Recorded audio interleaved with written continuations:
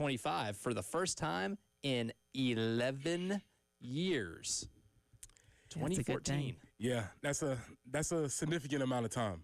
Yeah, it's a long time. How could you can frame that 11 years, decade plus? Decade plus makes that does make it sound a little longer. A decade plus being ranked in the AP. Since not quite the aughts. Okay, we're not in the aughts, but since the 2010s, right? Yep.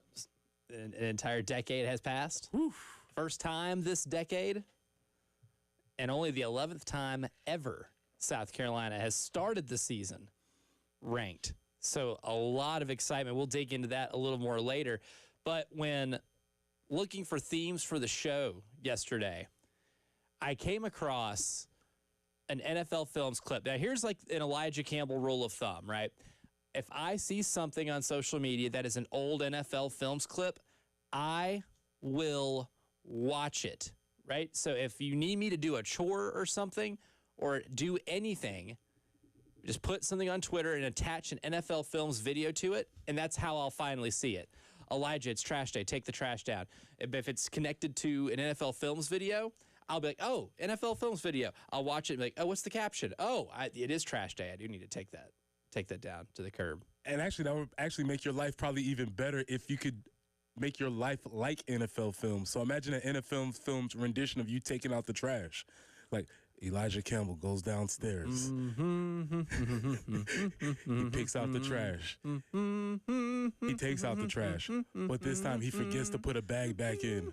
His significant other gets extremely mad at him because he didn't put a bag in the bag where he took it out. The bag burst, but he overcomes it by grabbing it with two hands, and he's shuffling out the door. This is Elijah. This is his day. Until he forgets it's recycle week. And then he messes up again. He goes outside. He comes to the decision.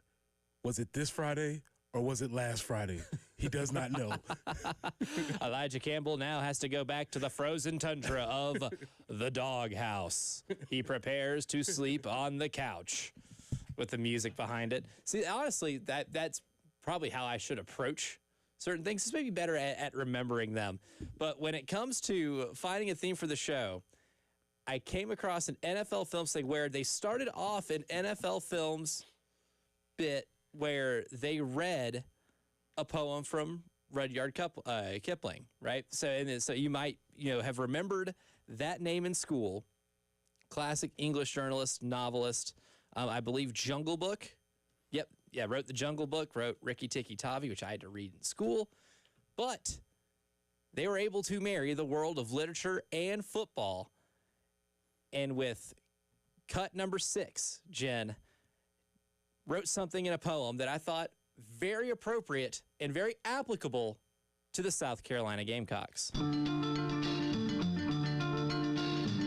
Music's great too.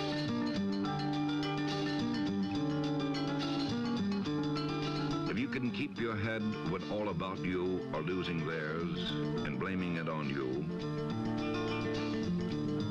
if you can trust yourself when all men doubt you, but make allowance for their doubting too. If you can wait and not be tired by waiting, or being hated, don't give way to hating.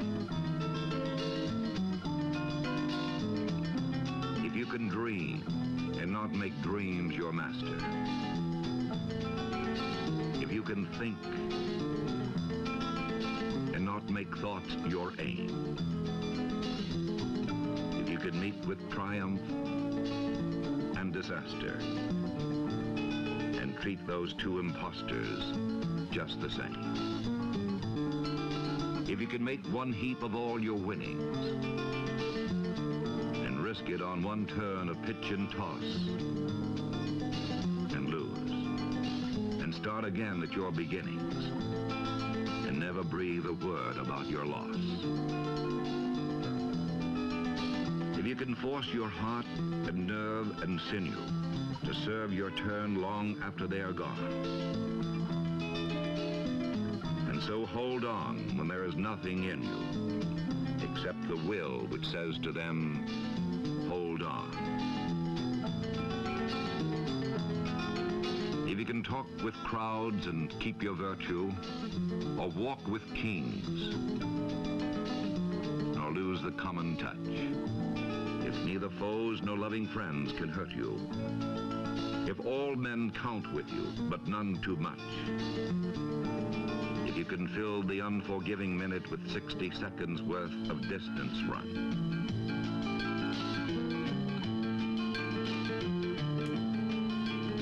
yours is the earth and everything that's in it. And which is more, you'll be a man, my son. Now, that was written by Rudyard Kipling to his son for whenever he got older. But I was like, there's a lot you could apply in this to football in general. Ooh. Especially this Gamecock team. Even wrote a couple of pieces from that reading there. Are we doing text analysis? We are doing text analysis. Text-dependent analysis? Are we doing a close reading here? We are. I'm here for it. Let's go. Absolutely, we are. This is what I got my degree for, baby. This is what we prepared for. One thing, especially when it comes to being in the AP Top 25 poll, if you can walk with kings or lose common touch, you're in the top 15 to start the season. You're close in blue chip ratio to being a roster that is considered good enough to win a national championship. According to blue chip ratio theory, you're at least good enough to be in a 12-team college football playoff. That is walking with kings. But do you lose the common touch of what every day is like in the preparation that got you to at least winning 9 games? It's a new group in some places, and some places on the field, it's an older group that was here last year. Does the process of winning those games, like one of the big ifs that I think of, if you can keep that process and still be able to, like in the poem, walk with kings, this is going to be a really special season. I like that phrase because that phrase immediately makes me think of quarterbacks. Quarterbacks are different players on the team. They have to occupy a position where they are known as the person on the team. However, the best quarterbacks that I've been around, they know that, we know that, but they're also able to hold the common touch of the team, right? So though you are different, though you are the one, you still have to be able to relate to the rest of the rank and file, the left guard, the nose guard, the backup outside linebacker.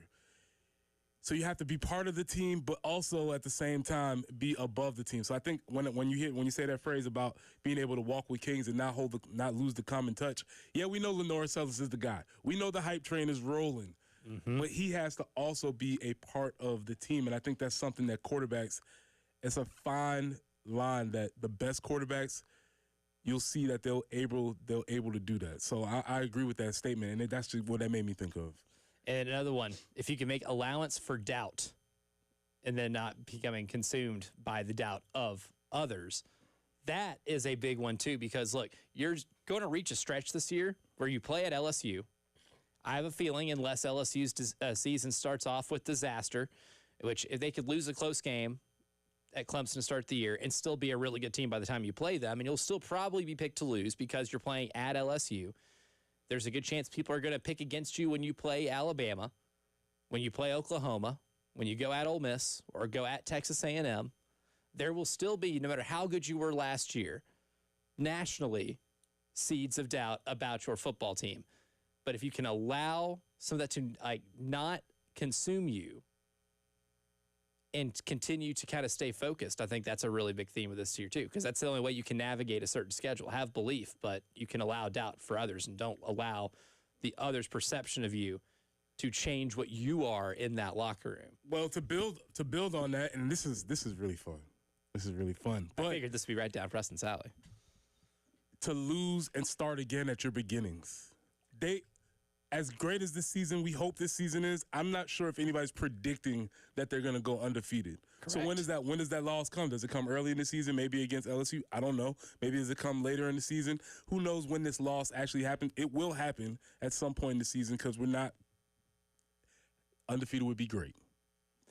I think everybody would take that. We'll take that.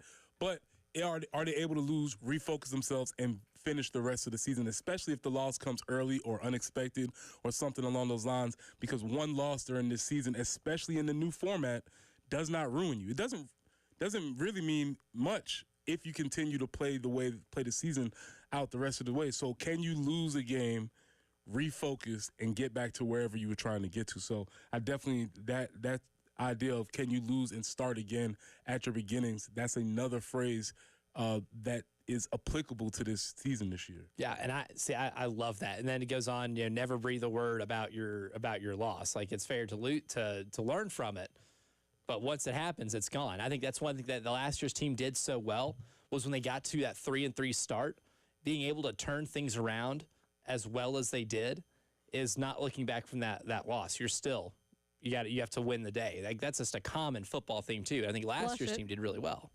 Yeah. Flush it, yeah. You got to be able to move on. The 24-hour rule, 48-hour rule, however you say it.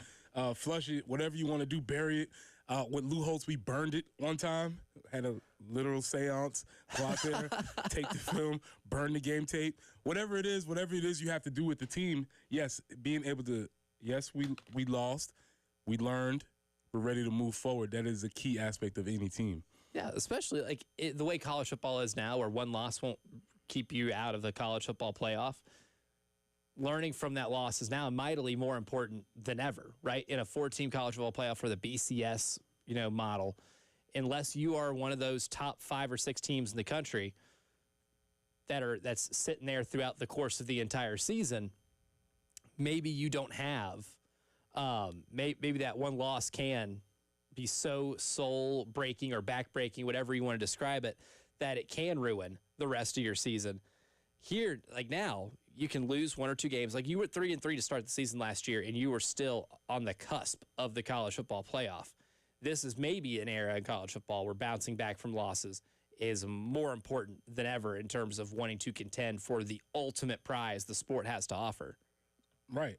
Can you dream and not make dreams your master? Can you still continue those things on forward? As my guy Rudyard Kipling said. Shout out to. Don't know if Rudyard's like, hey, somebody talking about me? What's going on? A sports show? Not sure if he thought that this was going to be the thing, but this is absolutely applicable to the team this year. Yeah, applicable to everything in life, too. Clearly, that was the whole point of this. But at the same time, it just so happens to fit perfectly with what South Carolina does in terms of what their goals are ahead of them this year. And it's something that definitely made me think a lot yesterday, and it made me think more, what are the things this year that need to go South Carolina's way in order to reach that goal of playing in the college football playoff, right? What are some of those things that need to happen? Is it schedule break, injury luck, certain players to break out, weather? What are the ifs that we can use specifically for South Carolina this year for them to be able to reach that ultimate goal? And we're going to dive into that a little more specifically next as we round out our season preview, leading up 19 days until the start of the season here in the early game.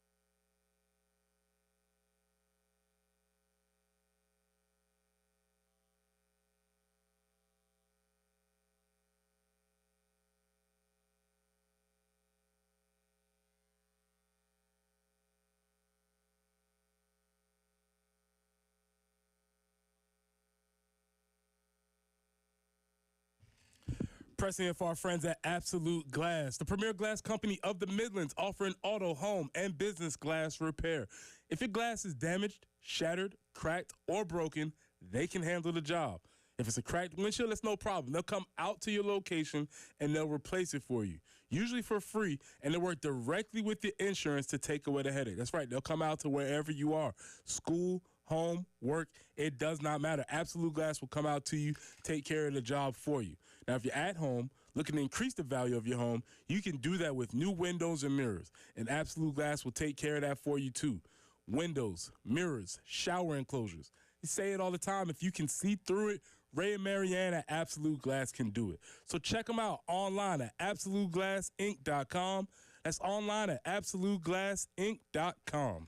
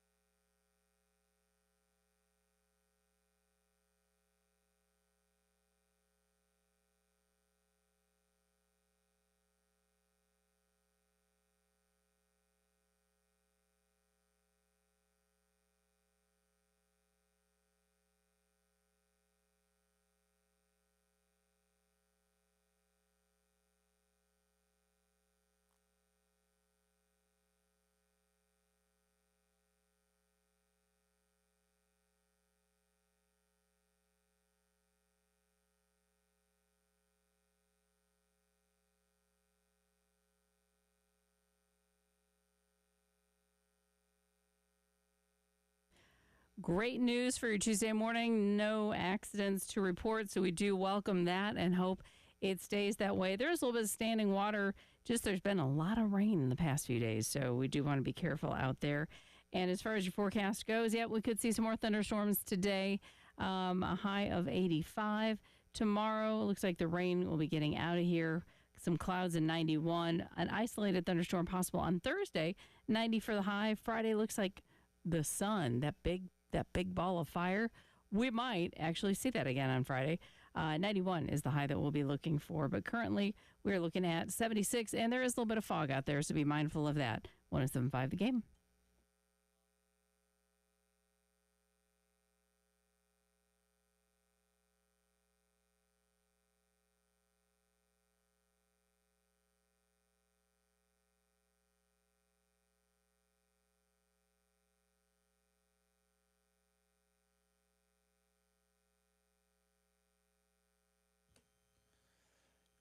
Ifs. There are a lot of ifs, and I understand if ifs and thans were pots and pans, the world would be a kitchen. But That's a good one. That's a good one. That's a lot cleaner than the one that my father used to say about ifs. Can't work with the FCC on that one. nope, absolutely not. No leeway here. I'm pretty sure you got what you picking up what I'm putting down. Oh, there are plenty of ifs then scenarios that are applicable to this South Carolina football team. But what are some of the ones that are going to matter the most? And what are some of the biggest ifs in Gamecock history? Because just when thinking about this yesterday, I wrote down like 4 or 5 different things that were pretty thought-provoking. But when keeping it to this year's team, I think a lot about the ifs on this football team. And I think the first one that I thought of was if the offensive line is average, you have a shot. I don't think that guarantees that you make the college football playoff. But as we talked about yesterday, if it's average, you're giving yourself a chance because average would be an improvement, a steady improvement from what it's been since 2023 at least. Yeah, because they started off, to use another word, they were abysmal. Right, from the word of the day, 2 years ago, they were absolutely abysmal, and so they've improved of last year, especially that last stretch of those 6 games. They improved, but that improvement only really still got them to below average. Now, if they can increase that improvement to average, that only makes the overall offense more productive. You have less opportunities to go backwards, like our guy Clark Brooks told us, which we are very proficient at that. Yeah, apparently better than anybody else in the Southeastern Conference. We don't want to be going backwards, so imagine if you go backwards less, that means you're going forward more. Seems like that would equal more points. So, yes, I would agree. Yeah, that was a big one.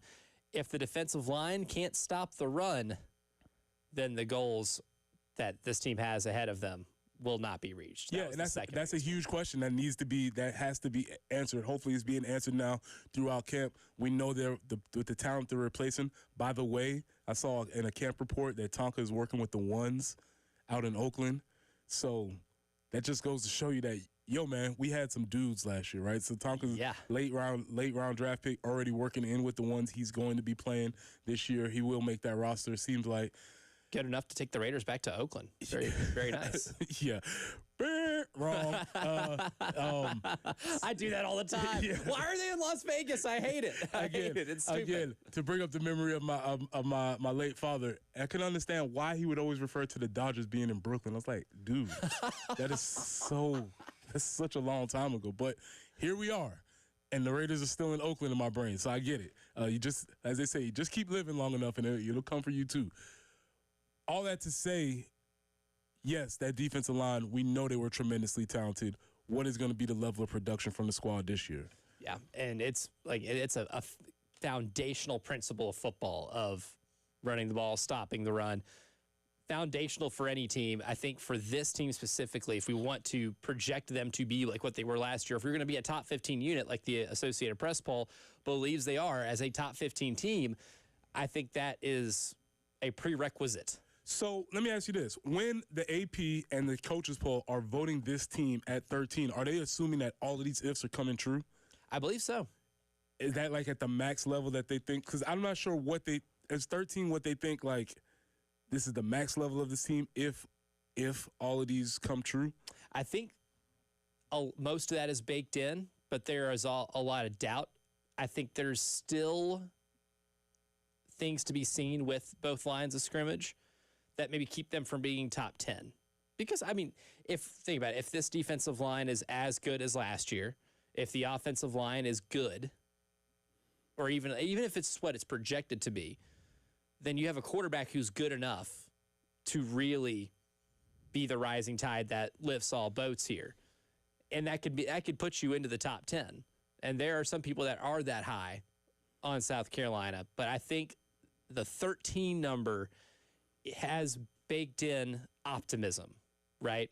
Because I feel like if you want to be a pessimist about this team and the things that are worrying you about it, offensive line, defensive line, special teams, linebacking room, running back room, then you're probably thinking 7-5. And 7-5, I don't think gets you ranked at all. 7-5 does not get you ranked. 7-5 will not get you ranked. Okay. Even in the mighty SEC, 7-5. Well, you will not find a spot. We lost in the SEC, man. Yeah. We're SEC. So it's like still lost those 5 games. Yeah, you still got beat. Yeah, I mean, you lose to good teams and you don't beat many great teams, then you're still an average team, and average teams aren't in the top 25. So another if Lenoris protects the football, I think that may be one of the more underrated ones, because we all know how good he is and what he did in the last 6 weeks of last year. But there's still that looming thing of the offense still moves backwards more than anybody else. And they lost a lot of fumbles last year. And despite turning the other teams over, you're only +3 in turnover margin because of the amount of fumbles. And I think we all trust Lenoris to make the right decision when the ball goes in the air. But there were a lot of issues last year when the ball was put on the ground. And you can point back at that Alabama game and say, hey, that's how you went +19 in the middle 8, turned the game around and still lost, is because of some of those turnovers. Which, by the way, sources say. Is it from the horse's mouth? This is not from the horse's mouth. Okay. This is from sources. Sources say Mike Schuler's been working with Lenoris, and you can see it. Oh, I love. You can see it. You can tell. You can just look. It's got That's the what look sources now. are saying. The sources are saying you can tell. That sources. We're not saying it. I didn't say it. I'm just saying sources are saying. It comes from sources. Now, what type of source? First-hand knowledge of the program? Close to the program? Somebody in the building? I don't know. I'm just relaying it to you all. Again, if it comes from the janitor or from like one of the the food workers, cafeteria workers, all valid, but maybe not as applicable. Now, if you told me certain players were leaving a mess at their table, then I think there might be a little bit more of an issue there. That would be very valuable information. Here's a big one, and this is one, unfortunately, we've been kind of sitting in limbo with for the last 8 months. If Rasul Faison is cleared to play football for the South Carolina Gamecocks, I think that number at 13 has Rasul Faison participating baked into it. And we're assuming that he is, when he plays, he will be number RB1. Yep. And I think that's a pretty fair assumption, just given how productive he was last year. Now, to backtrack, if you weren't here on yesterday, he was not at practice over the weekend. What does that mean? We don't know. It doesn't mean, and we won't know. It doesn't. All it means is that that's a different protocol than what they were following when practice started, because he was at practice. Then remember, he got cleared to practice, but he wasn't practiced, and then he was walking through. He wasn't at practice. But it could mean anything. That's just a fact of what was happening over the weekend with him. Preston Thorne's biggest if in Gamecock history. 2004, Sidney Rice, before the Georgia game. If Sidney does not get hurt before that game, do we have another opportunity to win that game? Also, within that same, and I'm trying to think of how long it actually took, but let's just take a rough guesstimate. Within, I'd say 2 hours, Sidney Rice broke his hand, and then Jonathan Joseph broke his foot.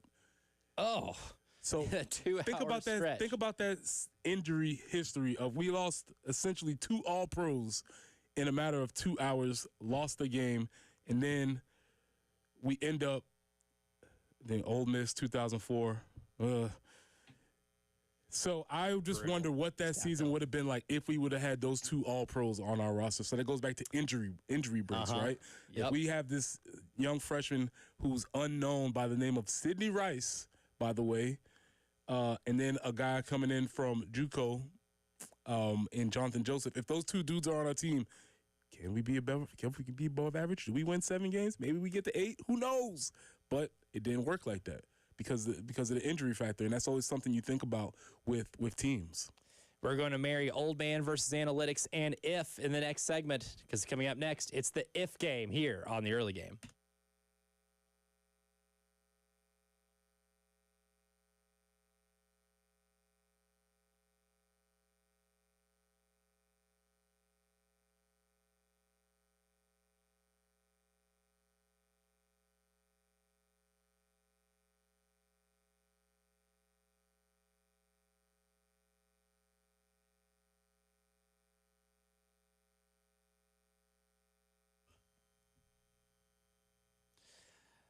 Here's some interesting news for you. Starting this Monday, not today, not yesterday. Da-da-da. Yesterday already happened, but the next Monday we experience, August 18th, the game expands into Charleston Yeah. on WIWF. Preston, you ever been to Charleston? I've been.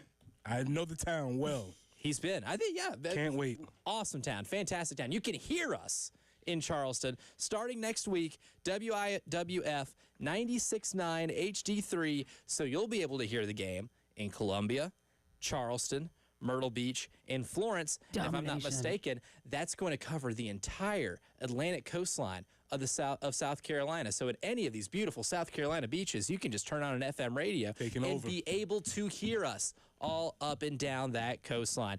And of course, you've been able to do so on the 107.5 The Game app and streaming on the Game TV. But now you can listen to us through terrestrial radio in Charleston.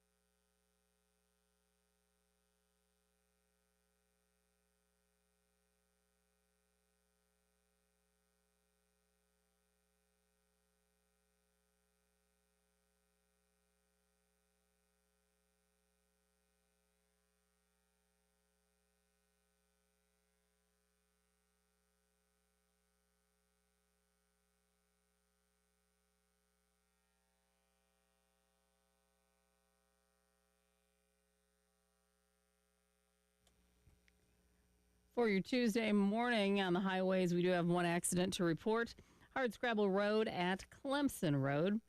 And some heat and humidity will be increasing this week, but we still have a little bit of rain yet to go. And we're looking at just a couple scattered storms as a possibility today. 86 will be our high. Some afternoon or evening showers tomorrow, maybe some scattered thunderstorms on Thursday. 91 for the high, and we'll have a few days of 90s then and a stretch through the weekend. But currently, 77, some light rain in a couple spots across the Midlands, also a little bit of fog.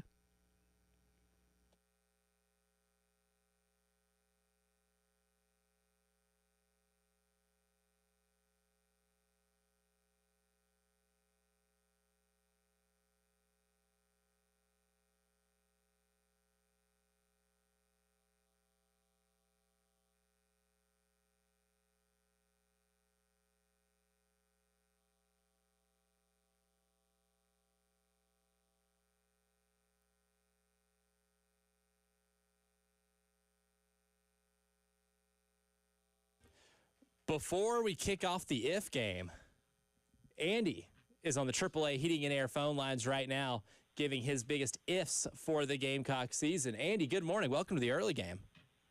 Hey, what are y'all doing to us? Y'all know we're Gamecock fans, right? You're sending every Gamecock down the rabbit hole right now. I'm sitting here thinking of every slight that's ever occurred to us, like if Lattimore hadn't gotten hurt, that's a good one. if they hadn't called. If he had called the push-off, which the Clemson fans called the called the catch.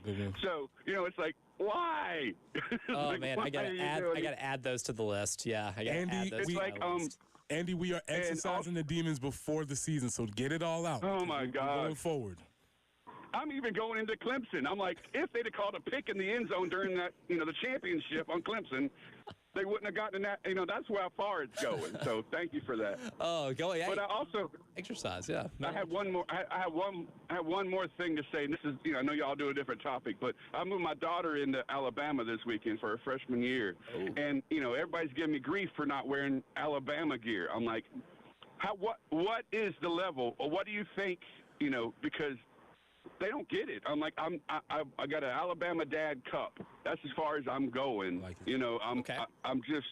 I just don't understand what is the level of okayness, for when your child goes to another school. What is the level of acceptance? And I'll hang up and listen. But, I think this is a great question, Andy. I really appreciate you listening. Certainly. I've been thinking about this a lot, actually. If it's a team that's in your conference or a rival, I don't think you're obligated to support them. That's your child made a decision. Yep. That is their life. They get to live it. You support them, but that doesn't mean you have to support their school. Yes. And so you can let them go. I assume you're supporting them financially, and I think that's good enough. Yeah. You don't have to put on the T-shirt. So that's just my opinion. I could be wrong. I don't know. You giving the school your money is enough support. That's what I think. I don't think they need the extra $45 or whatever it is for a T-shirt that you can buy on the campus. Well, and I was going to say the other thing is I think if you are a parent of a student at another school, then only wear something that says like Alabama Dad or something like that, so that you're acknowledging that I'm the dad. I'm not necessarily a fan of the school, just of my child. Yeah.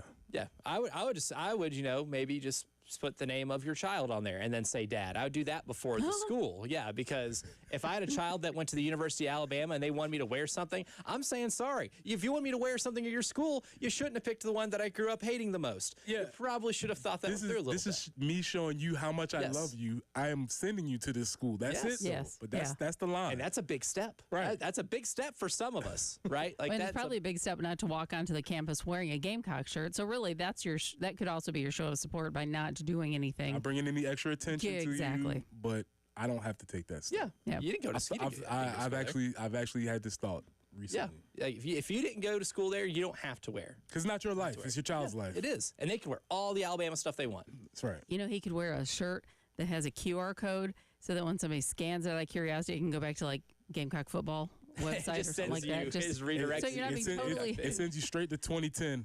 Us beating Alabama. Perfect. It's a link to the entire full game. For more info about my allegiance, scan this QR code. See, there you go. Oh, that's Look at all of our ideas. Look at that. That's great. We're a machine. It's a fun game. It's a very fun Yes. game. And we're going to try to have some fun with the if game without traumatizing, I guess, the rest of us. Sorry, Andy, for the early morning trauma, but we're exercising demons. This is essentially the verbal version of burning sage, right? That's what we're trying to do here. But the if game, so this is what we're going to do. I will give an if scenario, and Preston will provide the then scenario. Okay. So we'll start off. If the Gamecocks have a 1,000-yard rusher, then if the Gamecocks have a 1,000-yard rusher, then they will finish in the top 15 nationally. nationally. They will finish where they start. Yes. Which, by the way, the last time we were in the top 15 or the top 25, 2014, we did not finish in the top 25. No.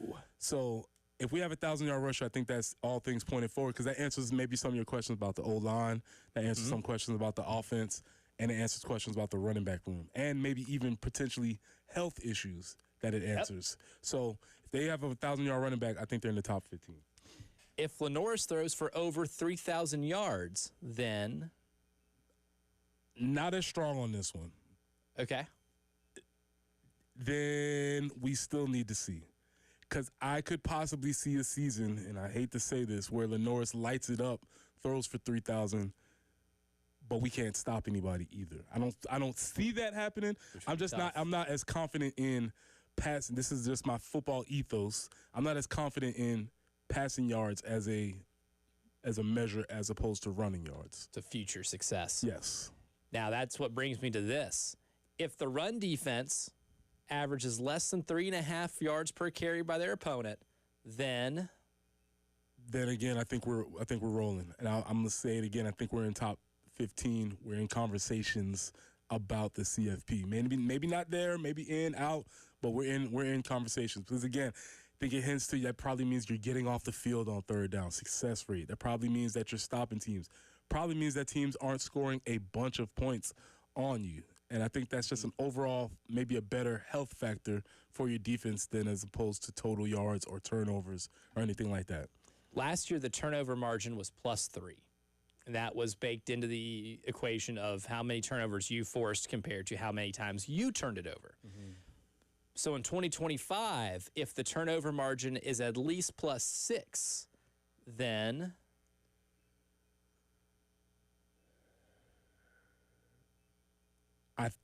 if I was to rank all of these ifs, I think this is above the 3,000 yards, but still below the other two. okay. So I'll put 1,000 yard first, defensive rushing yards second, turnover margin third, because turnover margin could get wonky a little bit. I still feel like that there's some luck/chance that's involved in that. And where. There is a where part to that, where you turn the ball over. Again, I am not a hater of the old-fashioned arm punt, which is the Brett Favre, Jameis Winston special. But what the turnovers they had last year, where you're turning it over behind your line of scrimmage, sometimes in your territory, is when things can get a little hairy for you on that side of the ball. That's when turnover margin really becomes a backbreaker. You heard us mention it here in this hour. The Gamecocks, top 15 in the AP poll to start the season. But more importantly, who's ahead of them? Who's a little behind them? Speaking of burning things, we'll have that discussion. There may be a little bit of a growing animosity towards a certain Big Ten school because we'll read you off the top 25. Emphasis on big. A big beef brewing right now. We'll explain when the early game continues.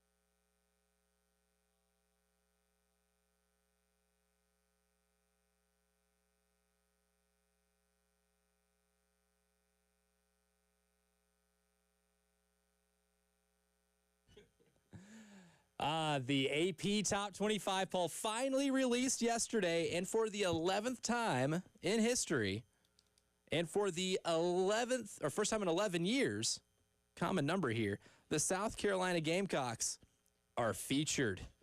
They are featured on it, coming in at number 13. So that begs the question, who's ahead of them? Well, number 1 is Texas.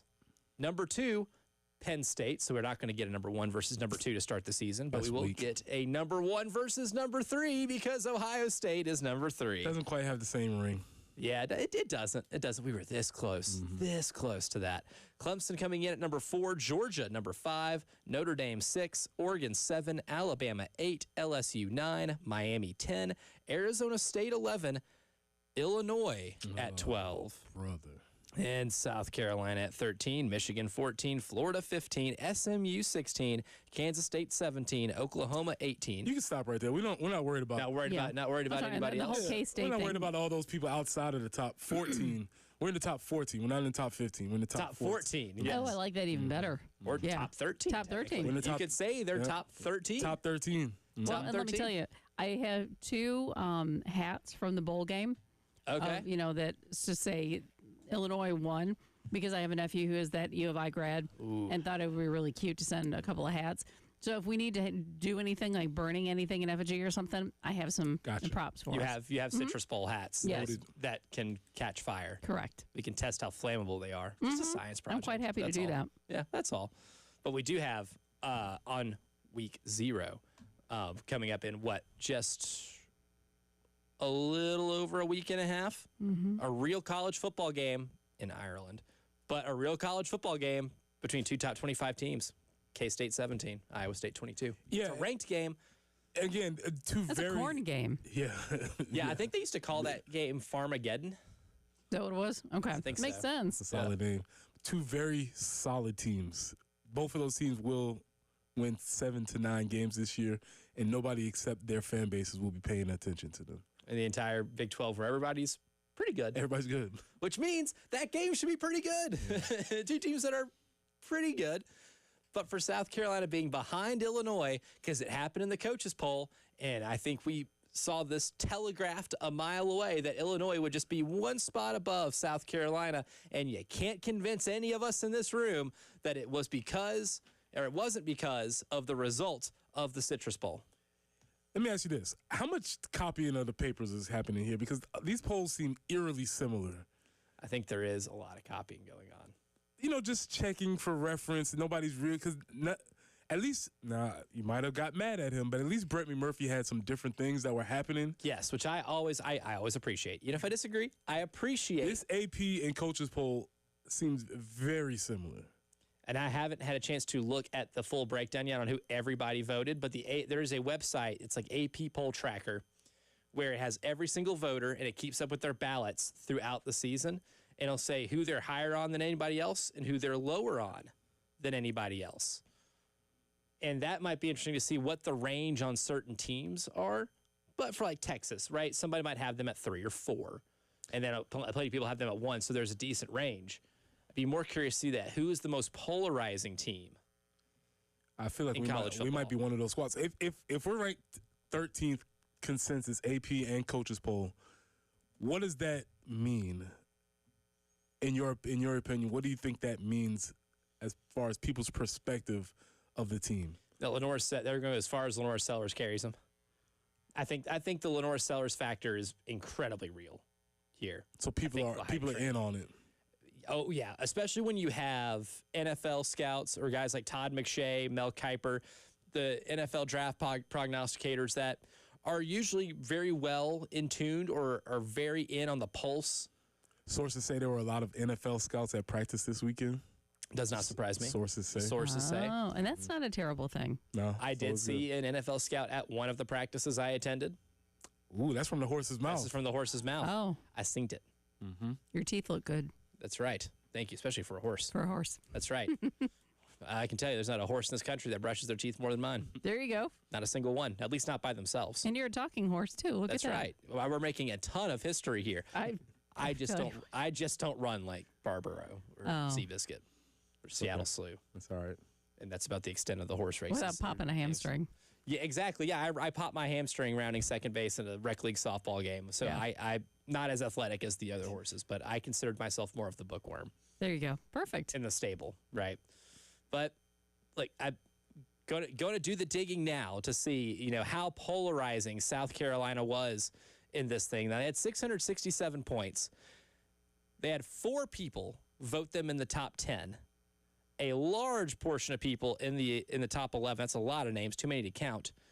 In terms of 13, they only had 5 people vote them at 13. And there were 1, 2, 3, 4, 5, 6, 7, 8 people that did not have them ranked at all. Of course, Brett McMurphy was one of them. Another, Reese Davis. Ooh. Reese Davis did not have South Carolina in his top 25. Not you. Reese did not. Oh, man. At all. So there's a wide range across the board. Come on, in Reese. terms of what people thought South Carolina would be this year. They have votes at number 10, at 11, 12, 13, 14, all the way up until 25, and not ranked. Who had us ranked the highest? So ranked the highest, Bob Ballou. This is all the people that voted him at 10. Bob Ballou works for CBS Austin Okay. in Austin, Texas. Wow. Chris Murray at Nevada Sportsnet in Reno. Craig Stevenson, spelled C-R-E-G. That's Alabama Media Group in Theodore, Alabama. And lastly, Garland Gillen. That's not a real name. Just kidding. Yeah, he works at Fox 8 in New Orleans. So those are the folks who are the highest on South Carolina. Kind of random places. I would have loved to see Chicago, New York, Atlanta. Kind of is. Hour number 2 coming up next.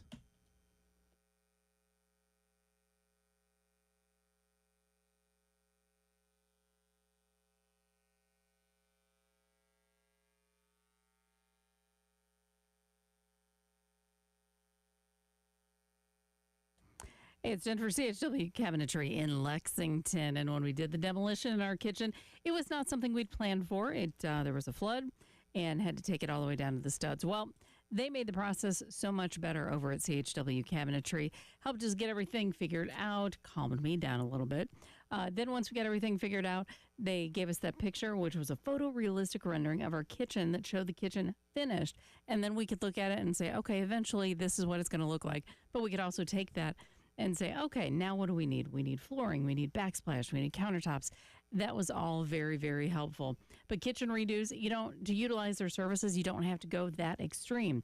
You could just replace a cabinet in a bathroom like we've done a couple times now, change some things around in your closet, maybe update your pantry. Lots of options. Visit them online, chwcabinetry.com, or call them today at 803-520-6837. CHW Cabinetry, passion from inspiration to installation.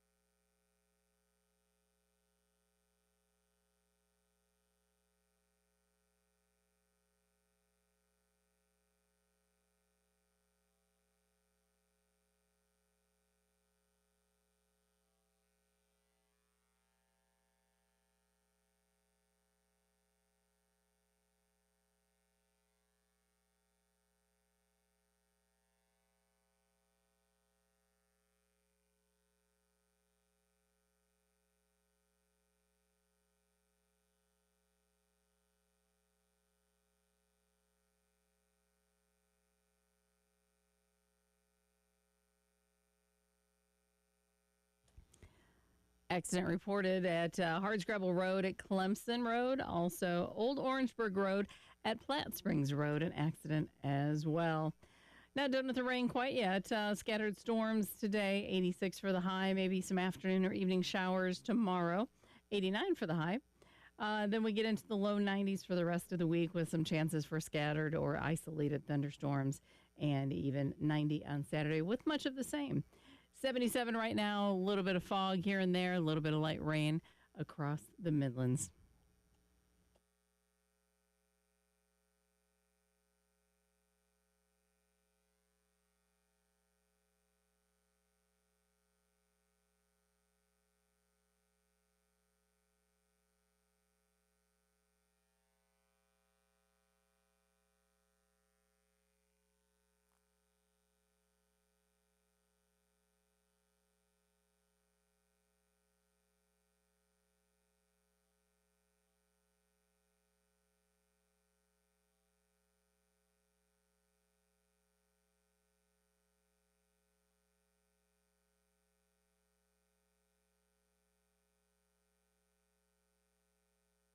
Hour number 2 of the early game starts right now. I'm Elijah Campbell. He's Preston Thorne. She's Jen Jensen. We are less than 20 days away from Gamecock football.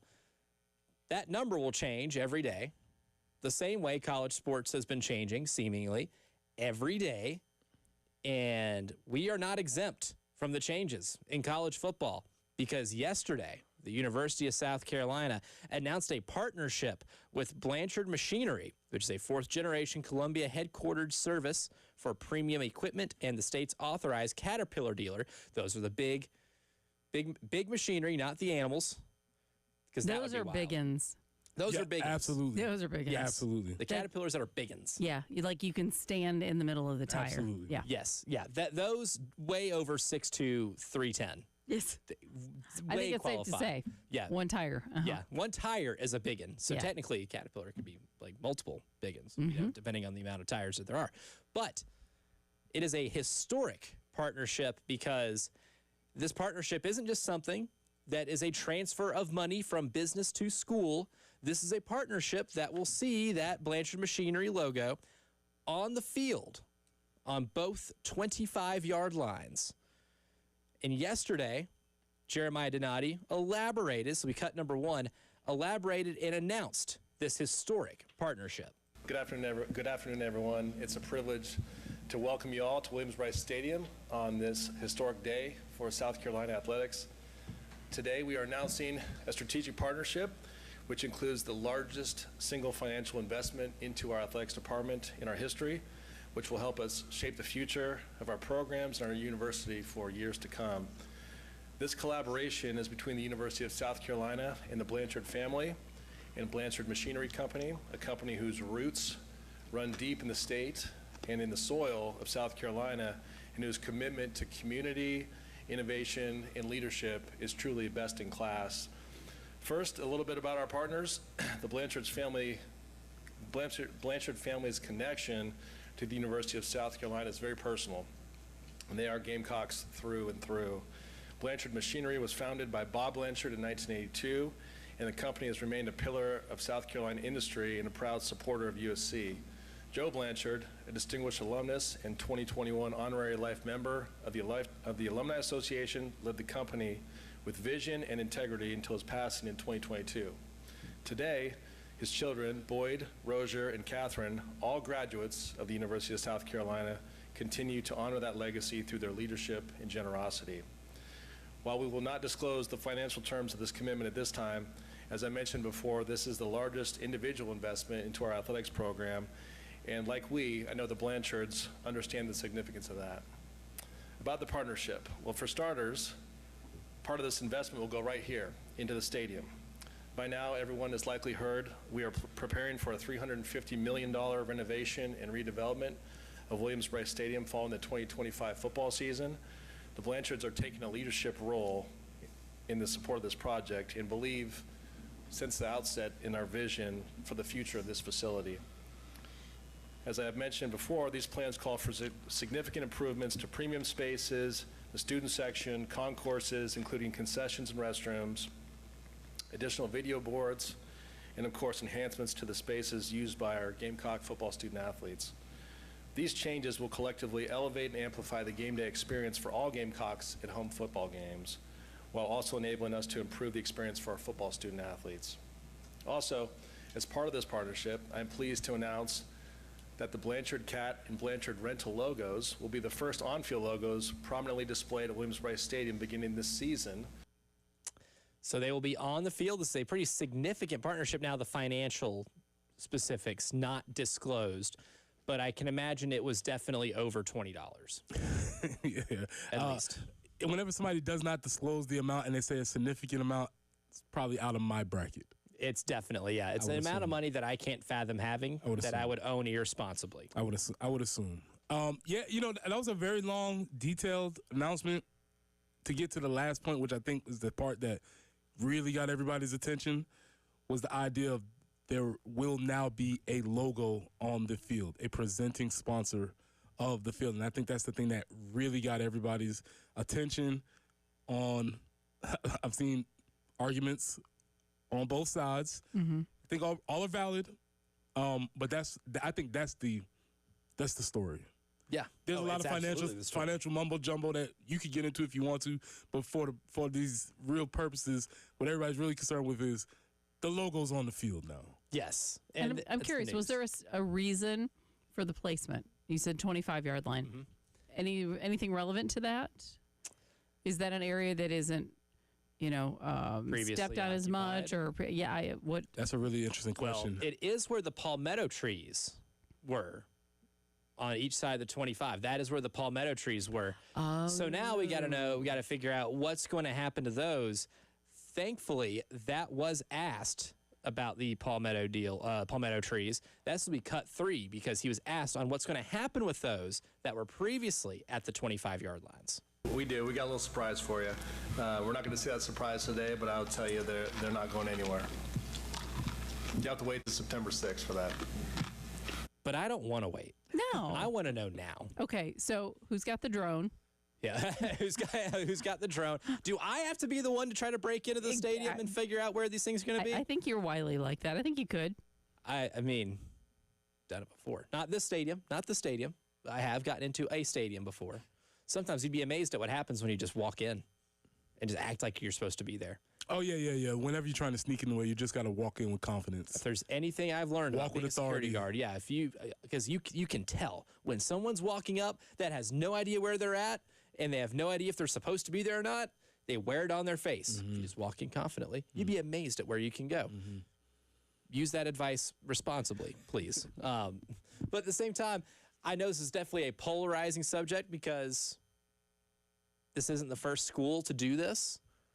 Tennessee did it with Pilot Flying J and the Haslams, who great at making football investments, like signing Deshaun Watson to the richest contract, most guaranteed money in the history of the NFL. That's panned out really well for them. But that does provide a school with a lot more money. Like what Jeremiah Donati said there too, was he alluded to the assistance that they're going to give with the stadium renovation project. That's going to alleviate that burden a little bit.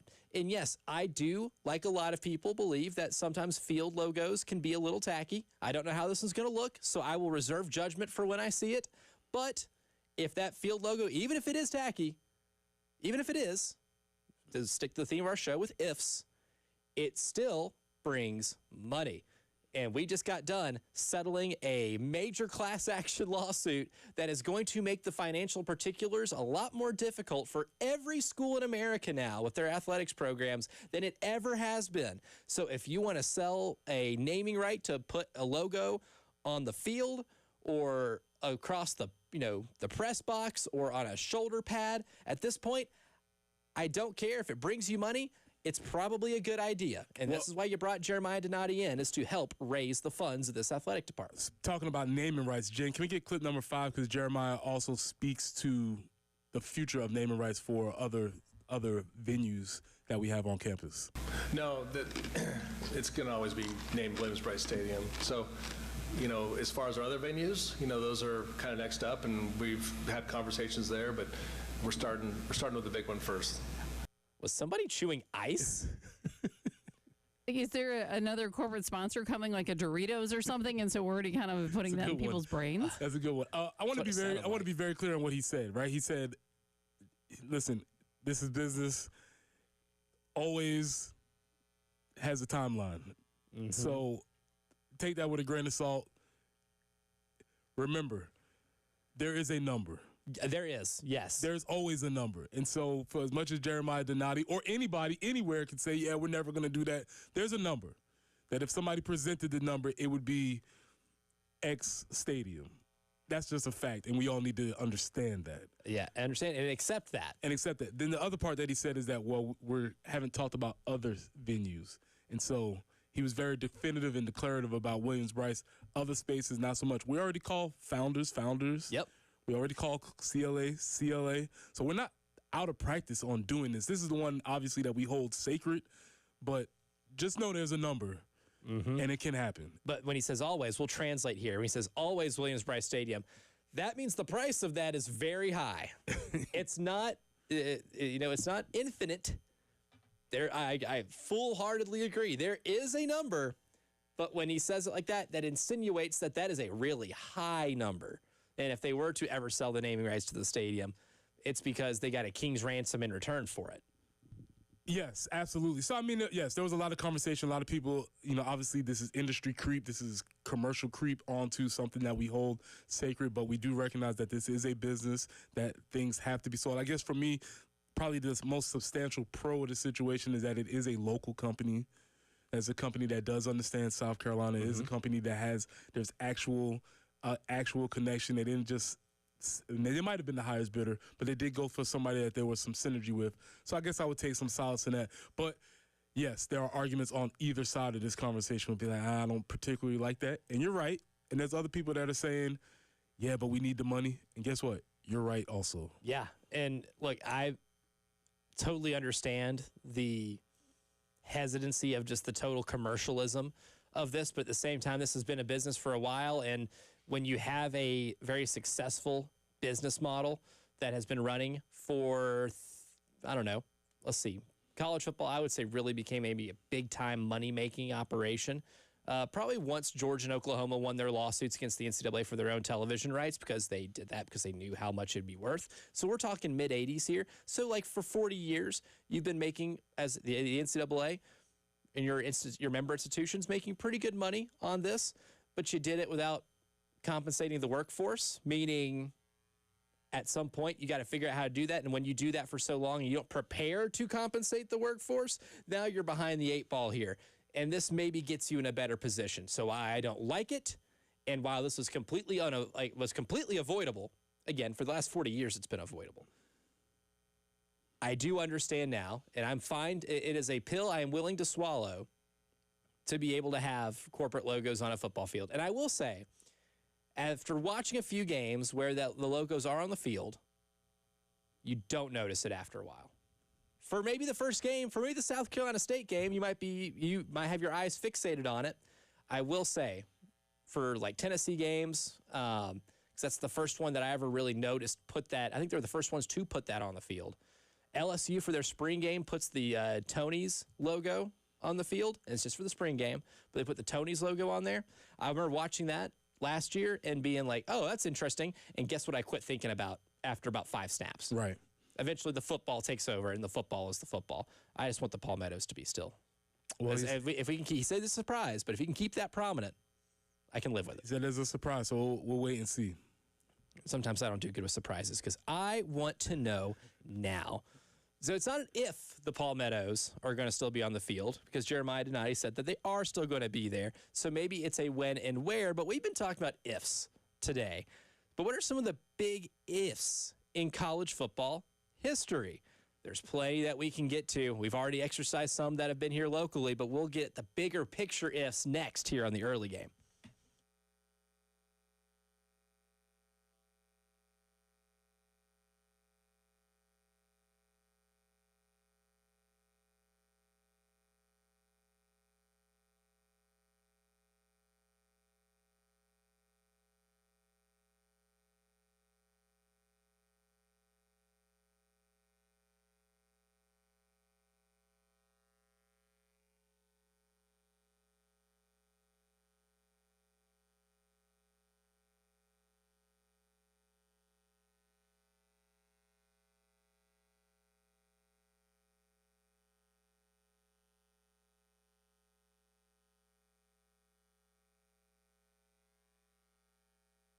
Back to school, it's here. You get a lot of deals everywhere when it comes to back to school, but I don't know if you can buy two and get two like anywhere else, like you can at Zero Res, because right now, for a limited time, when you get 2 rooms of carpet cleaned with Zero Res, and you just mention my name, Elijah Campbell, here at 107.5 The Game, you'll get 2 rooms free. Free. That spells free. It's back to school time, so it's time to officially clean up the mess that summer left behind in your home. And Zero Res, fantastic at presenting these deals because they understand that every dollar these days counts. So now's your time to save big. And there's no better place to get your carpets cleaned than Zero Res, because no soap lingering to attract dirt. They have zero water technology, cleans your surfaces without the use of detergents or harsh chemicals, makes your carpet stay cleaner longer and safer. 803-262-4020 or ZeroResColumbia.com.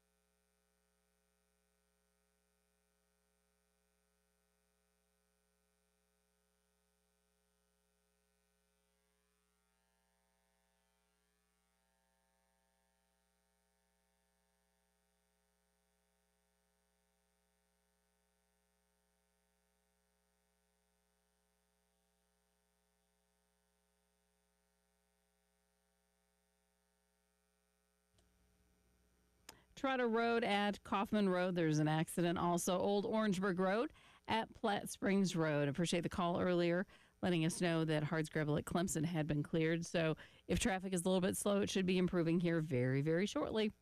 And yeah, we're looking for some scattered storms today. 86 for the high, maybe an afternoon or evening shower tomorrow, 89.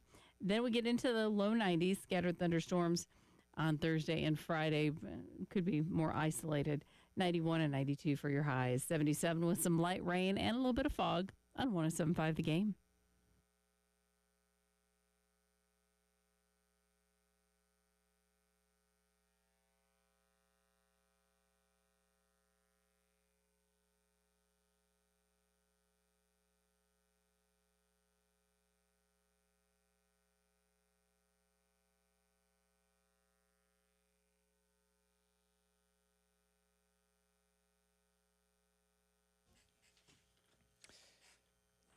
in case you missed it, we shared some pretty big news today. Not just the historic partnership with South Carolina and Blanchard Machinery, but a pretty significant partnership with our radio station and the Game Network with a town you may have heard of, small town of Charleston. Preston's been there once, twice, maybe. Known to be around those parts. Been a couple times. I like it. Me too. But starting Monday, August 18th, the Game expands to Charleston WIWF 96.9 HD3, so you'll be able to hear the Game in Columbia, Charleston, Myrtle Beach, and Florence. And also on the Game app, we're streaming on the YouTube, like a lot of you do every morning, too. We appreciate you. But now, if you're in Charleston, you can listen on the radio. Yeah, I was going to say, so basically, you cannot escape us. You can't. No, we are following you. Yeah. If you've had suspicions that you're being followed, You're on point. your intuition's correct. We're everywhere. Yep. Dorchester Road, Ashley Phosphate, Remount Road. Everybody, we coming. We gonna be there. And we know you'll be sitting in traffic in most of those places. So If you're sitting on 526 going to Mount Pleasant, tune into your folks. Yep. Yeah, you tune into us. We'll take you out, or not take you out. We'll help you out. We'll help Sorry. you out. Yeah, I got the money to take anybody out. No. Sitting on Meeting Street trying to get downtown. Hey, Meet with us instead Yeah, I like on that. your radio. That's we could have very made good. that like the tagline. Meet with us. Meet with us. We need to Goose start. Creek, Somerville, all the way, all the municipalities around.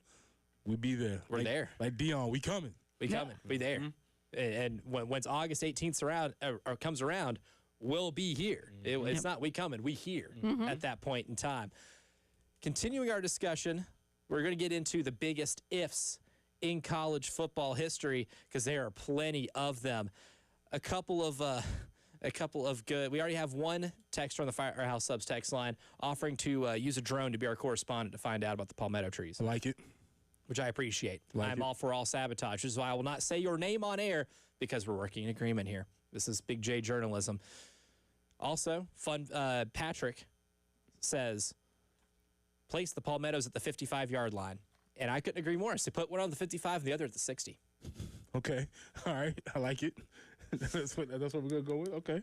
And then we had someone suggest that they'll be in the end zone, which makes sense. I don't know where else you're going to put I think those. that makes sense. I think logistically, that makes a lot of sense. I think that's safe. Yeah. And they could be bigger. I think we can. That's If we true. want to push the envelope, we probably could do something else. I don't know what else. I'm not. Plant a palm tree in the field, right? A literal one, yes. Yeah. In the end zone. That would be brilliant. Not dangerous at all and wouldn't obscure anybody's view. Obstacles on the field. I like it. Yeah. Yeah. I mean, make it kind of like baseball where every stadium's different. The dimensions are different, so you can throw in certain things. I Like, mean, we already have hedges. yeah, we already Why have not that trees? shrubbery that we have found out does not withstand. Are those shorter, like sago palms or something that are a little more squattier than the tall ones. Yes. Look at this. Perfect. What don't we have answers for? We can make college football really unique at that point. Like how at Minute Maid Park in Houston, they used to have like the hill in the outfield, which is like one of the dumbest but coolest things on the planet, where it's like, running up a hill to have to catch a baseball, which Carlos Beltran did a couple times. It was really fun. Weird quirk to that stadium. You can It make is it like weird. that way here. Yeah. People never forget it. It's like Just- the blue field at Boise State. You'll never forget that. No, not at all. So far we've solved issues on field planning, apparel for, parents especially who aren't fans of where their kids go to school. I'm telling you, Shell Lancer Man right here. Yeah, this is it. This is it. Oh man, a lot of good stuff. We'll get to more of this as the show goes along as well. But biggest ifs, that's kind of the theme of the show. If you missed it in the first segment, highly recommend going back, especially if you were a fan of literature. Played a little bit of Rudyard Kipling's If when it was appearing on NFL Films, and it kind of sparked an inspiration for everything else in this show. We've talked a lot of ifs about the 25 Gamecock season. If the offensive line is above average, what can this team be? If the defensive line makes the opposing run team's run game less efficient, less than 3.5 yards per carry, how far can that carry you? But in the large scope of college football, I thought about this, and I went through a deep self-rabbit hole yesterday of what some of the biggest ifs are in terms of what has changed to make the game the way it is today. And, man, I got into a couple of them. This is my spiciest takes, Preston. I'm listening. I've never run this by you. If Ohio State doesn't beat Alabama in the 2014 college football playoff, we don't get an expanded college football playoff. Okay, I'm listening. Because it was the first Go year of on. it, and Ohio State was the 4, which means they would not have played in the traditional BCS championship game. And in the first iteration of the college football playoff, that game showed proof of concept as to why you needed a playoff to begin with. And once you got that proof of concept, it became an instant success. The best thing that could have happened for the college football playoff was to have the 4 seed win the first one, because then you showed you needed it. Okay, I like it. I like it. And we don't get a 12-teamer today if Ohio State doesn't go to New Orleans That does not happen. and beat Alabama with a third-string quarterback, which we didn't learn enough lessons from that because Ohio State did the third-string quarterback. Florida State went undefeated, and their third-string quarterback wasn't good enough for the committee to let them in, and that was pretty controversial on its own. But Cardale Jones will go down in history as one of the most influential players in college football because I firmly believe that game is the reason we have, or the beginning. It's that first domino as to why we now have an expanded playoff. Okay, I got one. Ooh. If Steve Spurrier does not mention that he doesn't see himself being around here very much longer, where is the program now? Because we mentioned that 11 years ago, they were number 9. And then it went downhill very quickly after that. Preseason top 10. Preseason top 10. Yeah, when you have to scramble Did not have to finish. replace them. Didn't finish that season. The next year he says, I don't think I'm here for this. And we kind of spiral at that. So what if Steve Spurrier just does not say that? He thinks it, but he does not say it. Yes. Ooh, does that change that season? I think it does. I mean, I think that's probably bad for morale, bad for the fan base morale. I think there is definitely a tangible impact. You can go through and you look at the recruiting from those years, and you can look at it, obviously take a downward spiral after he sort of says, like, I don't think I'm going to do this anymore. Because what that does is you verbalize to everybody else in front of God and all creation, you've checked out. And I think there was absolutely, I think you could tell by the performance on the field, there was some checking out in places. That's how you underachieve, right? Is if you don't invest the same emotional investment you used to. Which still annoys me because he still got paid. A lot of money. Yeah. A whole lot of money. And checked out and didn't really do his job to his full stabilities. I have an issue with that.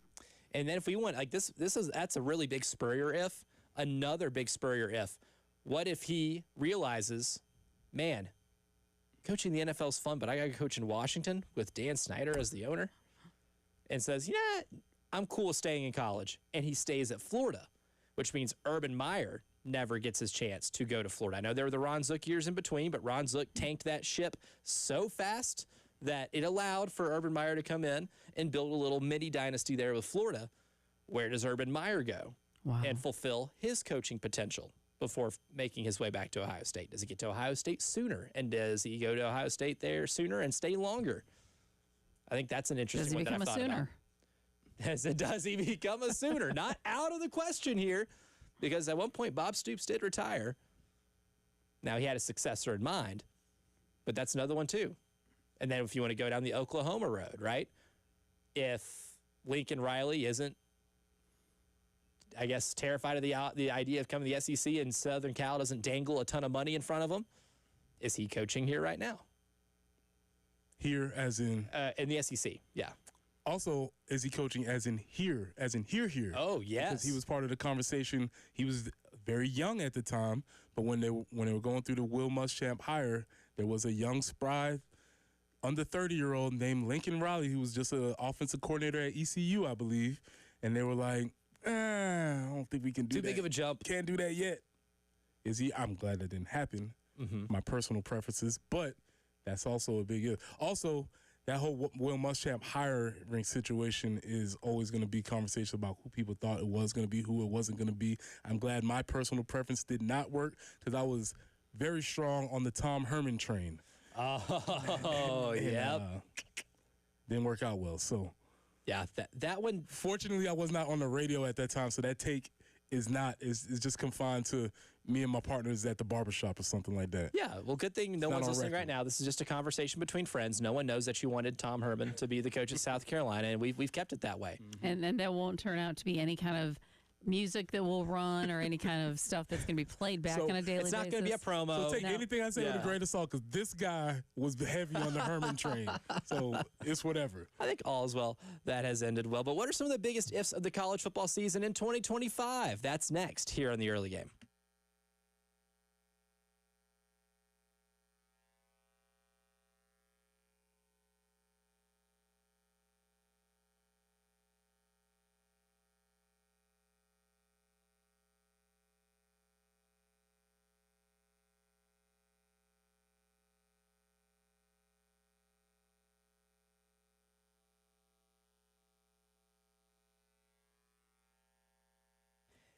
If you have a leak, there's only one thing to do.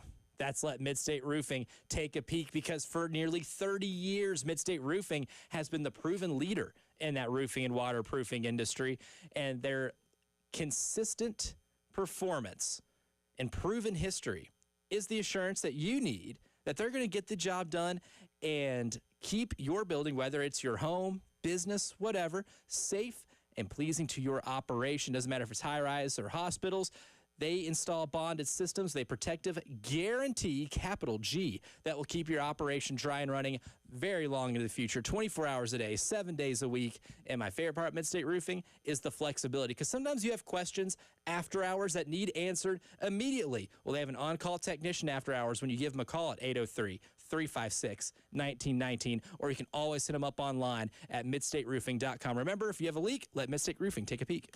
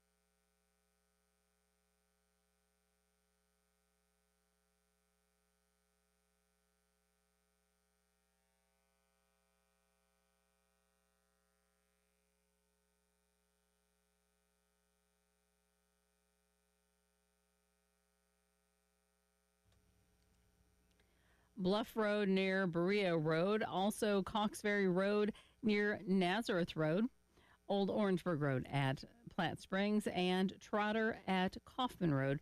All accidents that are in progress right now. Scattered storms today, 86 for the high. Some afternoon or evening showers tomorrow, 89. And then we'll get into the low 90s for several days. Scattered thunderstorms on Thursday, maybe some isolated ones on Friday. 77 right now with some light rain and a little bit of patchy dense fog out there. 107.5 The Game.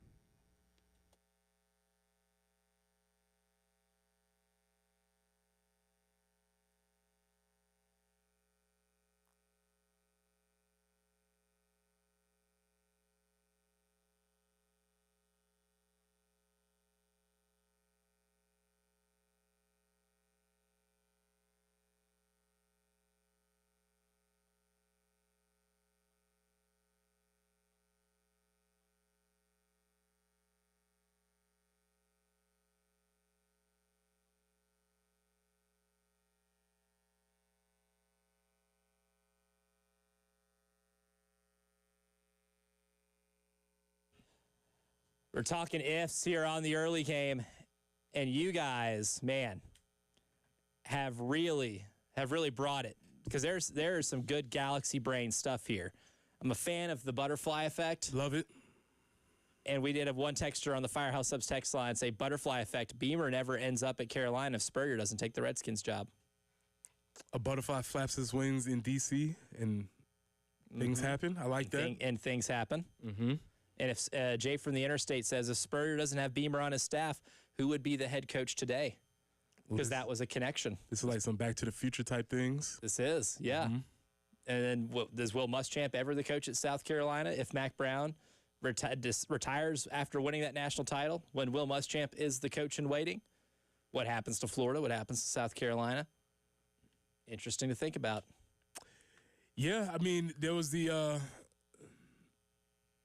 I want to get this straight, so I don't want to say it wrong, but I know we, as in South Carolina, we got Will Muschamp fired at Florida when we beat them. I forget which year that was. I believe it was the Dylan Thompson quarterback bootleg. Oh, Dylan Thompson, coach killer, too. Got him fired. And then we got Dan Mullen up out of here a couple years ago when we beat them here. So there are a couple of what ifs, like what if they don't lose to South Carolina? Are they still the coaches there? Carolina, the coach killers of Florida? Yes, that is fact. That's two times. That's two times. Sure. That's 2 times in a decade stretch. 2 times for sure. That they were coach killing.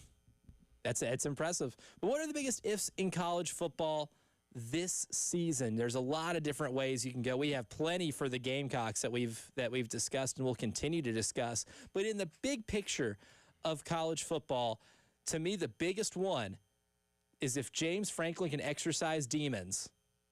If he maybe burns a little sage inside Beaver Stadium, does Penn State actually win a national title? Because I think if they had a different head coach whose name was not James Franklin, if Ryan Day was coaching Penn State, definitely if Kirby Smart was coaching Penn State, or even if you had that roster and put Lincoln Riley's name on it, maybe. Do we think about them differently? Because I think the James Franklin being really bad in games against top 10 teams or top 5 opponents is the sole reason I think a lot of people dismiss everything they have on that roster. And that's why you think they're ranked number. But I mean, 2's not bad. You're just saying really they would be number 1. When you think about who people say will win the national championship outside of Phil Steele, I don't know many people who are like, oh, Penn State will win the national championship. I think it's a more accepted thing on a broader scale. He's on a prove-it deal. He has to prove it. Yes. And until he proves it, they won't be ranked number 1. And that's why Texas is number 1 right now, because I think people believe it more with Sarkisian because they've made the playoff the last 2 years. And the first year was in a 4-team scenario. Well, how long is it before Alabama. A thing becomes a thing with Sark? So it's, like right now it's all good. Man, they're building process. When is this the year when if they don't win, they'll becomes like can't win the big one? Especially if he doesn't win the SEC, especially. I think that's when this becomes a thing, right? If he doesn't win the SEC, that is where there's that moniker it's going to be placed on him. Because they were now picked to win the SEC. They're a preseason number 1 team, so the aspirations are national championship. I don't think he has to win a championship, but if you don't win the SEC and you lose to Georgia again, especially if you lose to Georgia twice again, and you fail to make the college football playoff championship game again, then maybe there is if there's not the can't win the big one, there's a ceiling to Steve Sarkisian at Texas, and that ceiling is top 4 or the semifinal of the college football playoff. Well, if you're looking at the top 5, there's only 2 coaches who haven't won one. That's Sark and James Franklin. Ryan Day's got his. Mm-hmm. Dabo has 2. Kirby has 2. So they have already proven that they can do that. So these are the last 2 that are left that need to be able to prove that they can get over that hump. And a lot of people really high on Oregon this year. And I think a lot of that hinges on their quarterback situation too. We've covered the quarterback situations in the SEC pretty thoroughly this offseason.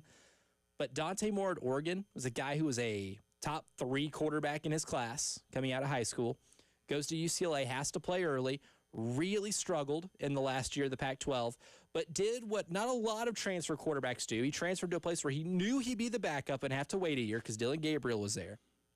Knew he'd have to wait his turn, decided to go, waited his turn, and is now going to be the starter at Oregon this year.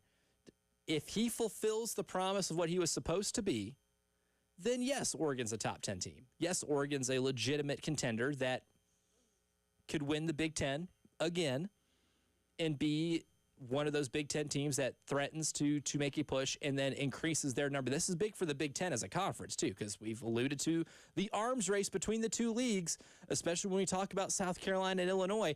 Oregon's a big part of that, too, because the one thing about the SEC is over the last 10 years, if they're not winning the national championship, which they normally do, but in the last 2 years, they've had teams that have really threatened for it. Multiple teams that you look at and say, oh, they can win it. Like last year, I thought Texas could win it. And I thought Georgia could win it. I didn't think Tennessee could, but Texas and Georgia were the 2 where I was like, oh, you absolutely can win this thing. And the more teams of those you have, the better the strength of your conference is going to be overall, especially if you're going to be really top-heavy, because the bottom of the Big Ten is pretty bad. Right, and that's the whole conversation as to why all the conversations that we were having preseason. When you look at these names, I don't have it in front of me. What's Oregon AP? Oregon AP, I believe they were 6 or 7. So they're right outside looking in, right? So they are right there. 7, right behind Notre Dame and right above Alabama. Let's go through this. Every team is ranked. If you're looking at every team that's ranked, your argument is that Penn State is ranked where they are because of their coach. Yeah, because, I mean, that's without a doubt in terms of production and returning production and recruiting, Penn State probably should be the favorite. Mm-hmm. Just because you have a quarterback that has proven he is a very effective passer, had 2,000-yard rushers returning, almost the entire offensive line returning, and you lost Abdul Carter, who was a game changer and probably the best defensive player in college football last year. I thought was the best player in the draft this year. He's gone, but you replace him with 5 stars who have waited their turn. And that's another one of their ifs as well. But they got a secondary that's proven that forces a ton of turnovers. Really, the thing that would keep me personally from picking them to win the national title is James Franklin. Because if you want to win a national title, you kind of have to beat the teams that are really good in your sport. So if James Franklin wins the national championship, can we erase all of the – is big game James not a thing anymore if he wins the title? I think so. Okay. Even if the larger sample size proves otherwise, when you win the one, that's what you get in this profession for. Let me get more ridiculous. Ooh, I love ridiculousness. If Ryan Day loses to Michigan again, is his seat hot? Oh, man. If Ryan Day loses to Michigan and Ohio State does not win a national championship, is Ryan Day's seat hot? It's very warm. I don't know if it's hot, but it's warm. Because they won the national championship, which feels wild to say that it would be even warm, but I would say warm. Okay. I'm just trying to figure out how I might need to think about how that. college football can we make this conversation? Oh, we really can. I almost want to like find an Ohio State website and do a poll on there and see exactly what everybody else thinks. If they want him gone, if they lose to Michigan again, which they won't know until that actually happens. Usually we'll do Preston or Reston, but we got a little tweak to it. Is this take in Preston, or is it DePreston, Preston? That's next on the early game.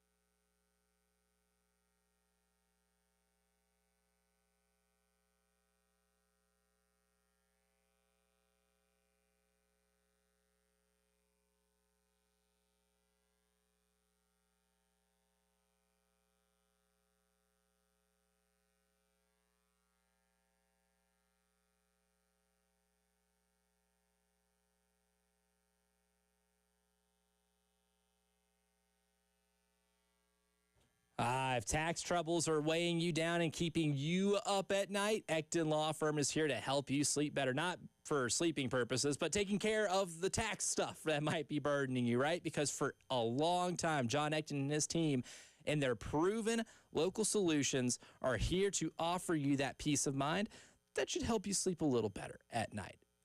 And the consultation, this is the best part, is free. 803-771-9800. John Ecton and his local team have been resolving your local and income business tax issues for a long time. They continue to do it for you or your business. It doesn't matter if it's a personal tax issue or if your business is having some issues with that pesky IRS maze.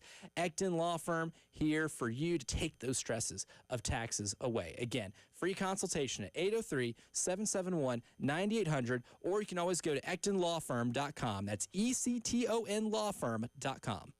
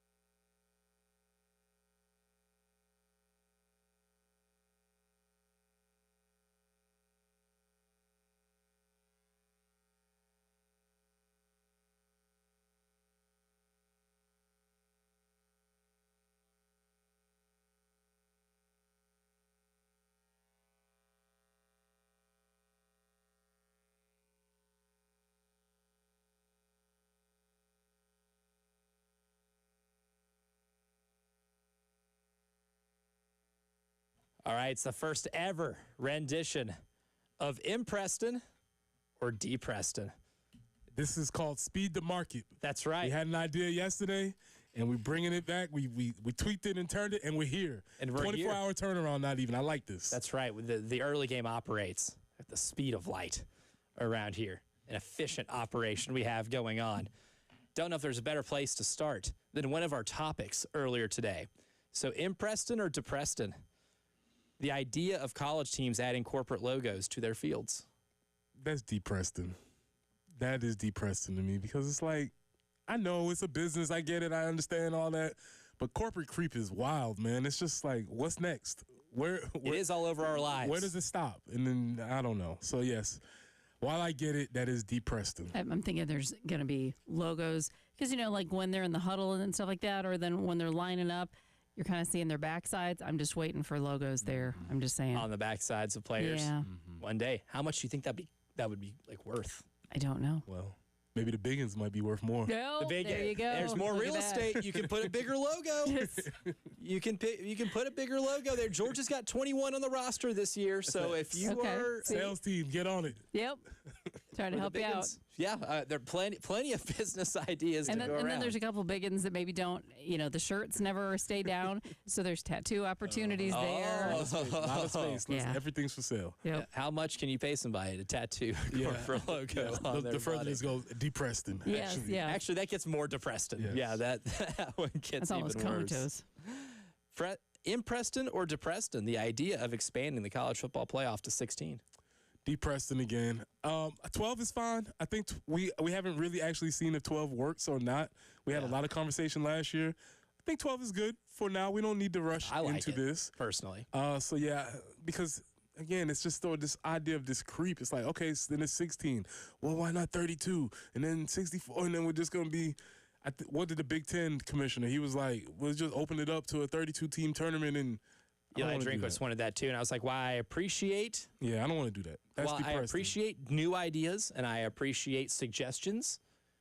I do not appreciate bad ones, and I don't like the idea of 30 plus and making it the college football. Though, slight addendum in Preston, we at least have another year where the NCAA basketball tournament will not be expanded, right? Yes, at least one more year. At least one more year, we get the NCAA tournament the way we know and love it. We'll put that on hold. Next year, I'll be depressing about that. Weird, side thing about that, and maybe nobody else cares about this but me. One of my favorite things about that bracket is that it's so symmetrical. And it's so easy to fill out. That's the best part, right? You have the playing games at the top, but it doesn't normally count towards your total if you get one of those wrong. But then you have to get the winner right, of that first round game. But the bracket being so symmetrical is one of the things that's so cool about it. And then you really just jack it up whenever you throw in a bunch of extra playing games and you have to add them and all that kind of stuff. Don't want to do that. Right. I don't. It's being symmetrical is one of the coolest parts. All right. In Preston or DePreston, the idea of Kirk Cousins becoming the Falcons starter. Rise up, DePreston. Oh. Don't want that. And I like Kirk. I honestly think we should probably move him. Maybe pick up something mid-season, somebody that needs a quarterback. But we're moving forward with Michael Penix Jr., and I'm more impressed with his play as opposed to looking back towards the old guy coming off an Achilles. And that's the big part for me, coming off of Achilles. I like Kirk, but coming off the Achilles again, nah.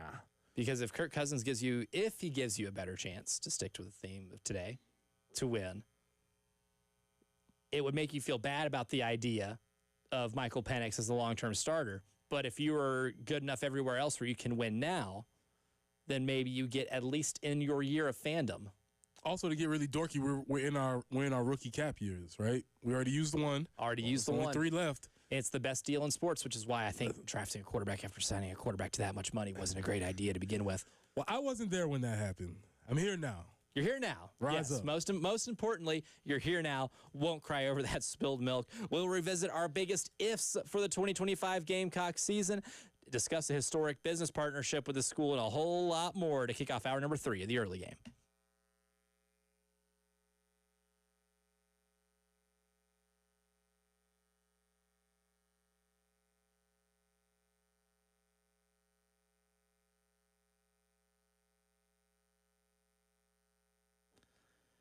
Over the weekend, I had a discussion with a friend of mine back home in a different state where they're talking about physical therapy options.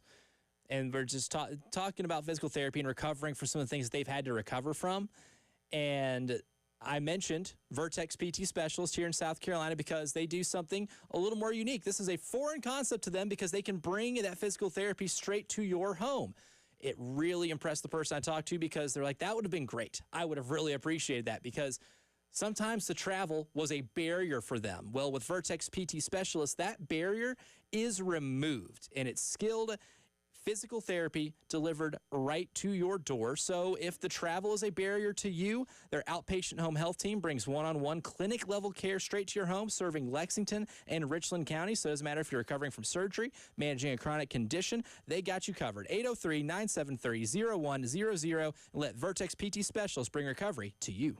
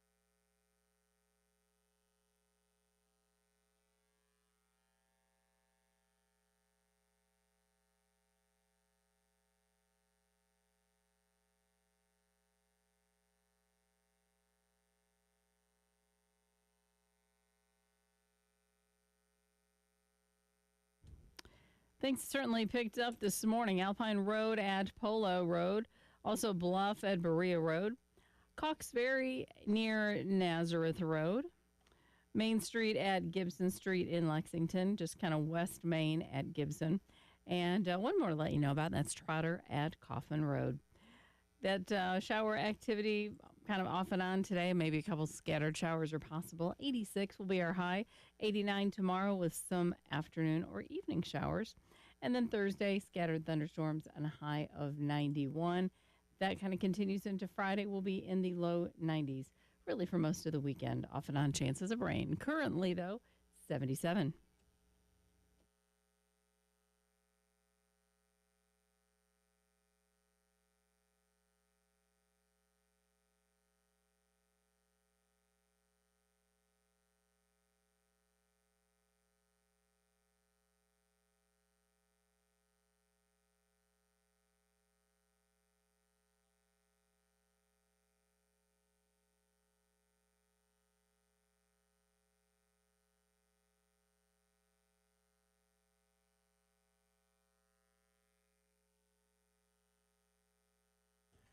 Hour number 3 of the early game starts right now. I'm Elijah Campbell. He's Preston Thorne. She's Jen Jensen. We are talking about the biggest ifs in the college football season, specifically with the South Carolina Gamecocks, because I was inspired by a little something yesterday because I came across an NFL Films clip on Twitter.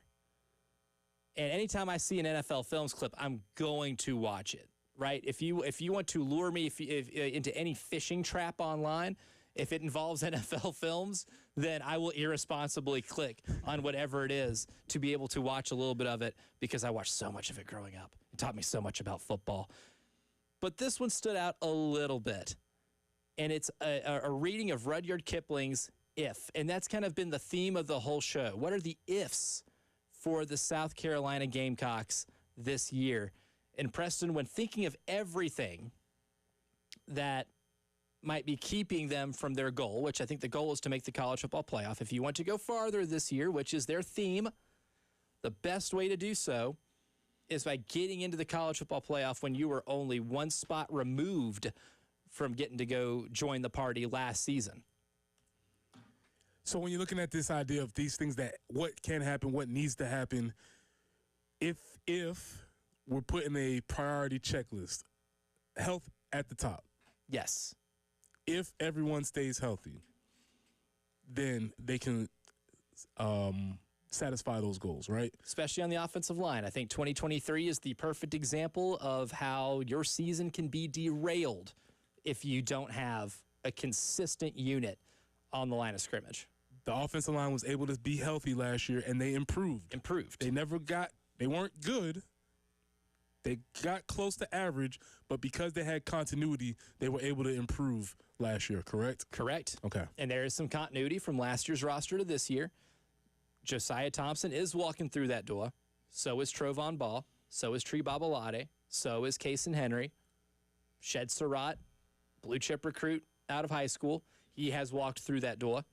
So now you have some continuity from year to year, but you still have a mix of some transfer players like your Boaz Stanley, Nick Sharp, Rodney Newsom. Those guys are expecting to be able to make an impact in some way on the line of scrimmage. Are you able to marry the continuity that you had from last year to this year, have those players that do return grow into being even better players, and can maybe the interior offensive linemen you bring in, if they are to be the starters, be able to gel quickly enough to where you can hit the ground running and not have to have a 2 or 3 week acclimation period to where you get to maybe the Missouri game. Because I think that's the one we're looking at, that maybe the first coin flip game of the year. I expect them to beat Virginia Tech. I expect them to beat South Carolina State. I expect them to beat Vanderbilt, and I expect them to beat Kentucky. But once you get to that road game at Missouri, that's a chance to win and be 5-0 by the time you get to go play in Baton Rouge. And I think that's the spot that a lot of Gamecock fans are really looking at to see how real this can be. If you're able to have them gel pretty quickly into where you don't have that week one slip up, then I think you're on a pretty good trajectory, because then you're getting into your best football when you get into the hardest portion of your schedule. Yeah, and if you're saying by that time, 5th game, that's mid-season. That's in the season. They have a very – so a big if right here is the schedule presents favorably, I think, for South Carolina to have a solid season. It does. I love how it lays out. I know you have a really brutal stretch where you're going to play a lot of teams that are in the preseason top 25 in consecutive order, right? Like late October, early November. You are going to have to play. I want to say they have maybe the most games against AP top 25 ranked teams, but you're not going to get to a lot of them until later in the season, right? You're not going to, like, LSU's October 11th. And then in the month of October, you also have Alabama, who's number 8, LSU's number 9, Alabama, who's number 8, and then Oklahoma, who's 18, and then you have to travel to number 19 A&M, and then number 19, 21 Ole Miss. I can't remember the order of those, but that's all in succession. Those 4 games. Yeah, but the way I think about the end of a season is that that future is yet to be told. We don't know what the end of a schedule looks like because of all these reasons that we've talked about, whether it's injuries for another team, maybe it's just simply morale for another team. We don't know what's going to be happening because, again, during the breaks, I've been fascinated by us being the Florida coach killers.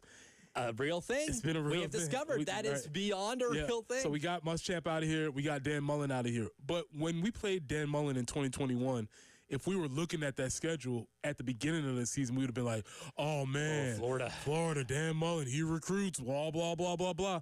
That team was falling apart. They were wobbling against the ropes, and we knocked them out by that moment. And so we don't know what the stories will be happening. And so that's why I favor this early season schedule, as that stuff will take care of itself. But if they can take care of business early, they'll have an opportunity. Here's my if they can take care of business early, they will have an opportunity to succeed and be and get all the goals that they want. That's good. That's really good because of the way that schedule breaks. Because look, all those teams that I mentioned that are ranked that you're going to be playing in October, November, there's a good chance 2 or maybe 3 of them. Because I don't think there's a team that's more littered with ifs than Ole Miss. If Austin Simmons pans out, if Harrison Wallace replaces the production that Trey Harris had on the outside receiver spot last year, if your offense and defensive line, which is heavily constructed through the transfer portal, there's a lot of those. There's a good chance you could go to Oxford and that team already has 3 or 4 losses. If Lane Kiffin decides to not flirt with another program like he does every single year, if Auburn is not playing well and they fire Hugh Freeze and that thing is open and Lane Kiffin, we're doing college football, right? We are doing real college this football can happen. At this point. Those things can happen by that point in the season. So we don't know how those, because if Auburn's not playing well, if Hugh Freeze is on the hot seat, if Hugh Freeze gets let go, we already know that's been a conversation that's happening. So if Lane Kiffin is going there, maybe Ole Miss is starting to fall apart. Maybe they're not. Who knows how that plays out by that point in the season? Mm-hmm. Yeah, some teams can be broken. And, you get Texas A&M in November, again, which is usually the best time to get Texas A&M because grass is green, water is wet, Texas A&M goes 8-4. That's kind of their thing, right? And maybe, like last year, they lost at Auburn in November when they should have beaten Auburn because they were a better team than Auburn.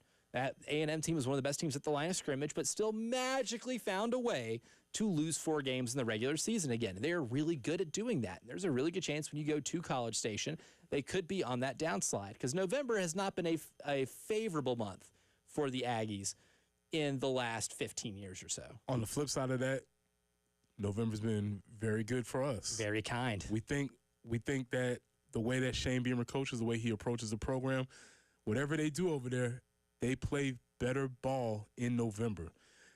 Now, the flip side of that is, can they get themselves together in September? Which is what makes your if even more profound here, because you can't have a slow start just because of how backloaded your slate is. That Missouri game may be more important than Carolina fans anticipate, right? Because Missouri did lose a lot, but they like what they have in the transfer portal with their quarterback. They brought in a running back who ran for over 1,000 yards last year after contact in the Sun Belt. They expect him to be a major contributor. Their big if is offensive line play. So if your defensive line play is really good and you're stopping the run and Dylan Stewart continues to get to the quarterback because you have the opposite edge rusher, whether it be Desmond Umeazulu or Brian Thomas Jr. or whoever, you name it, they break out and they become somebody you have to account for as well, and you can't continuously throw bodies at Dylan Stewart, then you can take advantage of a potentially suspect offensive line for Missouri.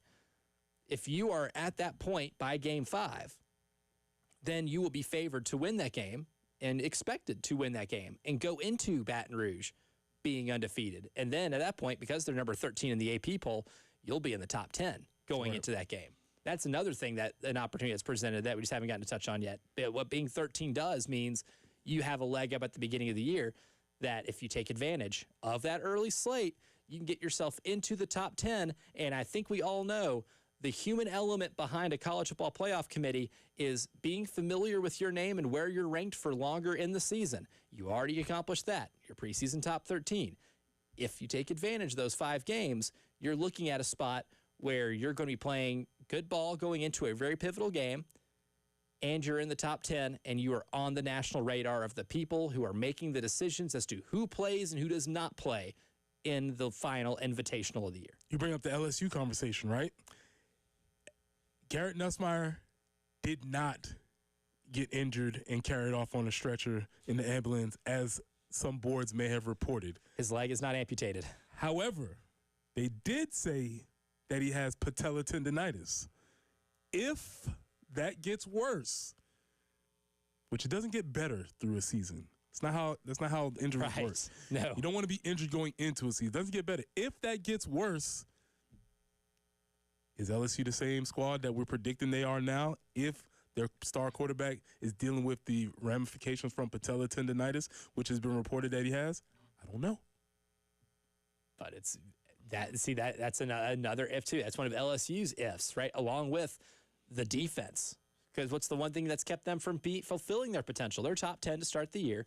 This year, they're currently sitting at number 9, and I think if the defense was the last 2 years competent, then they would have been talked about as a team that's top 5. I looked through Reese Davis's ballot, one of the few AP members that does not have South Carolina in their top 25, and he's got LSU at 4. So that would lead me to believe that he is banking on that defense holding opponents to at least below 20 points per game. In theory. But that's another huge if they're able to do that. That would also affect South Carolina because they can't stop a nosebleed, and your offense is clicking by the time October 11th rolls around, and you can run up and down the field on LSU. Going into Death Valley and winning becomes a much less daunting task. Do we have to wonder if Howard Perkins Jr. decides to be who he was his freshman year? Or if they use him correctly. That's what I'm saying. Because they haven't. And that's another just like pet peeve of mine. How you not figure out how to use that guy. You saw what he did his freshman year and said, you know what? Let's do something different. Let's do something different. Yeah, you'll be the middle linebacker now. What? Yeah, this guy had a historic freshman season at that position. Yeah, let's just change how we're going to use him year after year. Incredibly dumb. But that also leads to another F. So I didn't get yours. What for the Gamecocks this year? What is your big what if for them this year, in your opinion? I want to say if the run defense, and I want to hold a statistical standard here, 3.5 yards per carry, and I want to stick to that 3.5 yards per carry number for the opponents, because we know the emphasis this team has on winning the running game battle. We don't know what the running back room is going to look like in full, and we might not even before the beginning of the season because the Rasul Faison thing. Yes, if we're on Rasul Faison watch, here's your update. We know nothing. We're still at that point. There's a good chance that Lenore Sellers is your leading rusher, and you're still taking time to figure some of those things out with your run game. But if you're stopping the other team's run game, then that allows you some margin for error offensively. Yes, the offensive line needs to be good. It needs to build on what last year ended.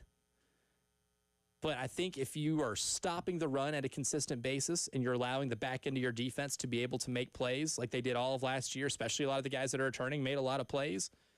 And I certainly trust Dylan Stewart on the edge to get to the quarterback regardless of how many bodies are being thrown at him. And I think that will be a positive effect on the defense, whether he's getting sacks or not. I think his presence is just going to help a ton. If you can at least keep from getting gashed on the ground, it will allow you to grow on offense a little more because there's not a sense of urgency to have to score 35 a game. Yeah, and on top of that, I wonder if Dylan Stewart has grown in his ability and his skill and will to play the run.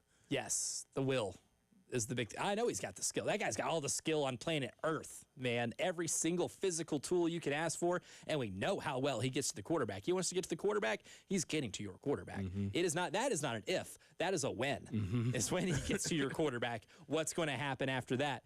But being able to adapt and play the run and help make them a unit that's not giving up more than 3.5 yards per carry can make you a top 20 unit. And if that's a top 20 unit with the quarterback you have, we're going to have a ton of fun this football season. There's already fun being had on the message boards because if we want to get real college football, we got to get into some of these topics because sources say for some folks in the SEC, their team's going to be bad. We'll tell you who that is next.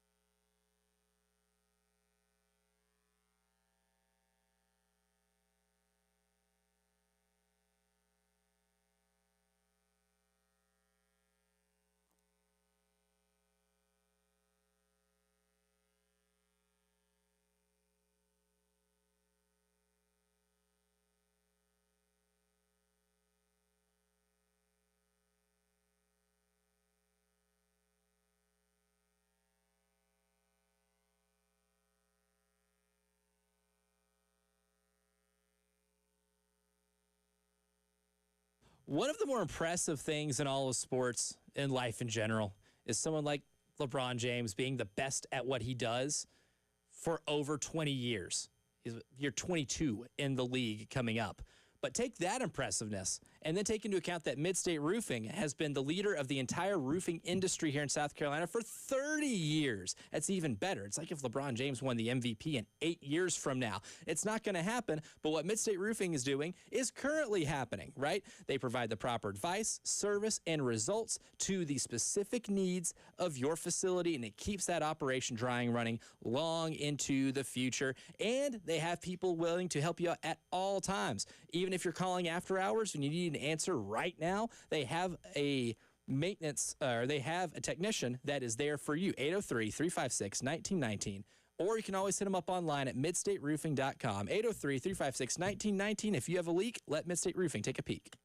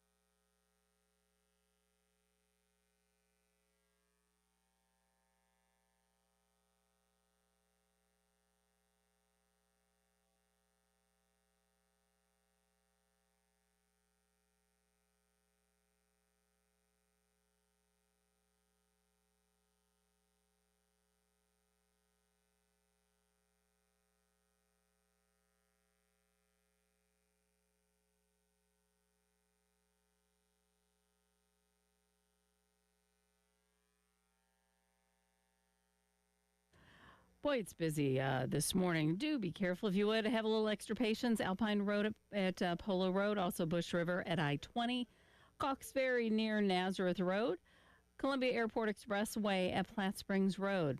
Also, you'll find a slowdown Faro Road at Killian, I-26 eastbound at Bush River Road, in Lexington Main Street at Gibson, and Shop Road at Pineview Drive. So please be careful. Possibility of more rain later today. You know, a couple pop-up scattered storms. 86 for the high. Some afternoon or evening storms and showers tomorrow. 89. Right now, 77 on the early game.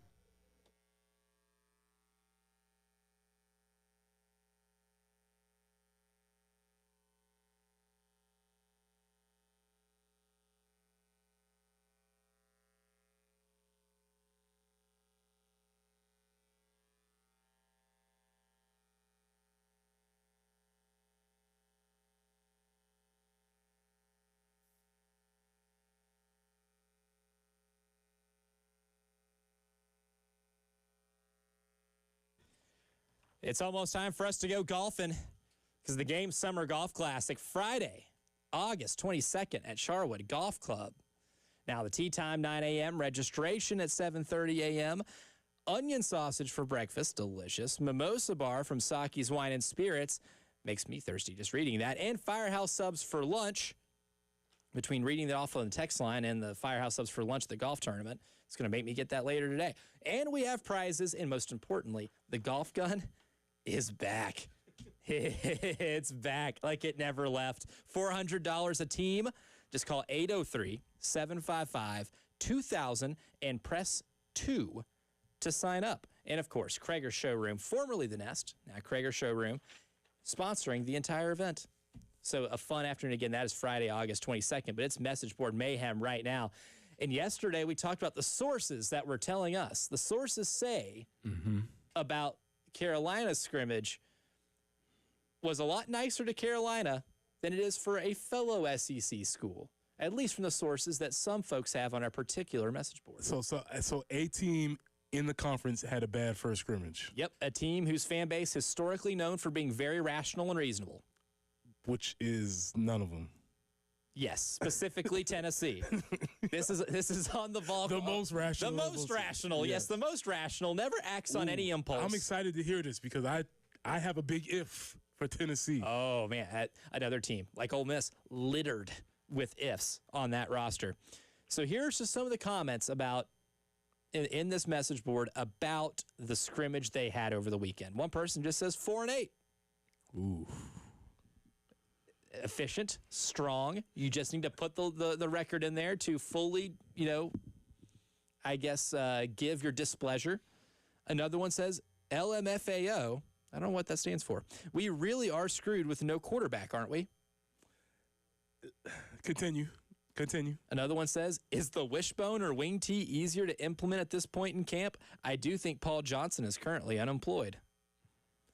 And lastly, says, if only our coach could recruit his own players and had responsibility over his personnel, he wouldn't have to sacrifice what he really wants to do. Oh, wait, it's year 5. This is a program that last year went to the college football playoff. Yeah, see, that's what we say. Like, hold on a second, man. What? I'm all for dumping on coaches, and I'm all for it.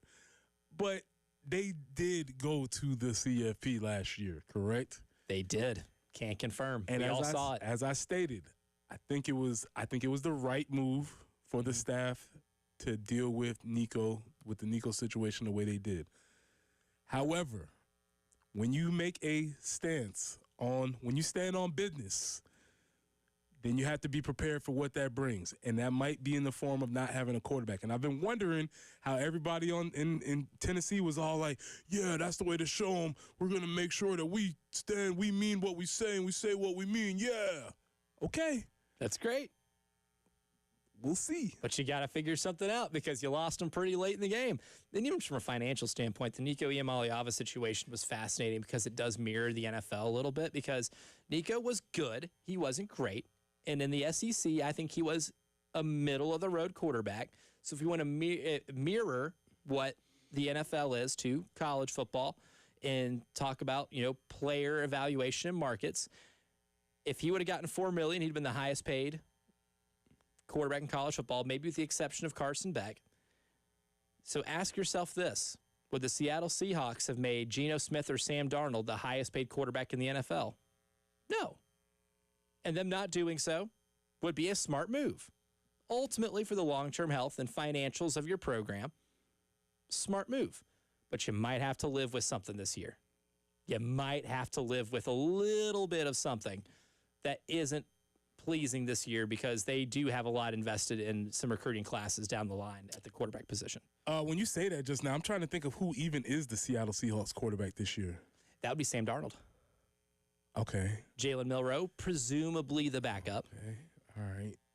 Sam Darnold. Well, Sam Darnold got to Seattle because Minnesota was like, don't want to pay him like one of the highest paid quarterbacks in the Sam NFL. Darnold. Like, I know you were great. I know you had a good season last year, but people don't forget, right? Come on, man. We're not doing that. People don't forget. So ultimately that becomes that. But here's the thing too. The reason that's so hilariously irrational, it's a scrimmage. A first scrimmage. First scrimmage. You can expect to be bad in a first scrimmage. And I'm not shooting Josh Heupel-Bell or anything like that, but first scrimmage in a known, very technical, very offense based on timing, an offense based on spacing, an offense with a lot of bells and whistles, speed and tempo and all that stuff. As I've said, it takes a little bit of time. So that's being rational, but hey, do what you want to do. Have fun on the message boards. 4-8 might be an overreaction. What's more interesting is, do they just think that Joey Aguilar, who I'm presuming will be the quarterback? Yeah, I feel pretty good about his chances of being the starting quarterback to begin the season. Will he have the skill set to be able to fulfill the needs of that offense? I think that's an if that needs to be answered for Tennessee. My big if third-string quarterback George McIntyre puts on like 25 pounds, he would be the starter late in the year. I think he's the best quarterback on that roster. And you're familiar with him through high school, right? Covered him in high school. Kid's got a cannon. Rewrote record books in the state of Tennessee at Brentwood Academy, which is a program that has developed NFL talent. You ever heard of someone named Jalen Ramsey? Played at Brentwood Academy. Derek Barnett played at Brentwood Academy. Like they produce a lot of really good athletes, and he's the best quarterback they ever had. He's just really skinny, but he's probably the best one on the roster. And I won't be surprised if we see him at all this year. That's kind of my hottest take. One of my hottest SEC takes this year. Now, one thing that Tennessee message boards also historically known for, in terms of being completely rational, rumors involving John Gruden, known as groomers. Okay. Well, this is not a Tennessee thing anymore, because on 4 different fan sites, including Sooner Scoop for Oklahoma, Auburn Sports, Hog Beat, that is Arkansas, Kane Sport, which is Miami, all diving deep into groomers. The Oklahoma one person says maybe after BV, Brent Venables, goes 6-6 again, we can go for Gruden. Auburn says Gruden head coach, Boom defensive coordinator, Joe Brady offensive coordinator. Wait. Who'd you say defensive coordinator? It just says Boom, B-O-O-M. As in Coach Boom? I think so. I don't know how else to interpret that. I don't have I left my Auburn message board Rosetta Stone at home. Didn't they already try this one time with Coach Boom? They're willing to try it again. All right. They're ready, to quote Barry Manilow, ready to take a chance again. Carry on. Ready to put their life on the line. Arkansas on Hog Beat. Just wonderful name. Don't you want that on your resume? I work for Hog Beat. Oh, there was a guy at SEC Media Days that had that on a shirt, and I couldn't pay attention to Billy Napier's press conference because I was laughing too hard. Do you abuse pigs, hogs? That's terrible. That's your website. Name attached to that. But on this website, it said, I would give anything to have Gruden. All things considered, Drunk Bert, High School, and Cussin Sam have John Gruden. Would feel like we would have won the lottery until proven wrong. I'll leave it with this.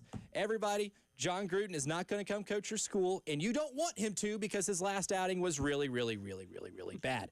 We'll reset on the big news at Carolina's campus yesterday when the early game continues.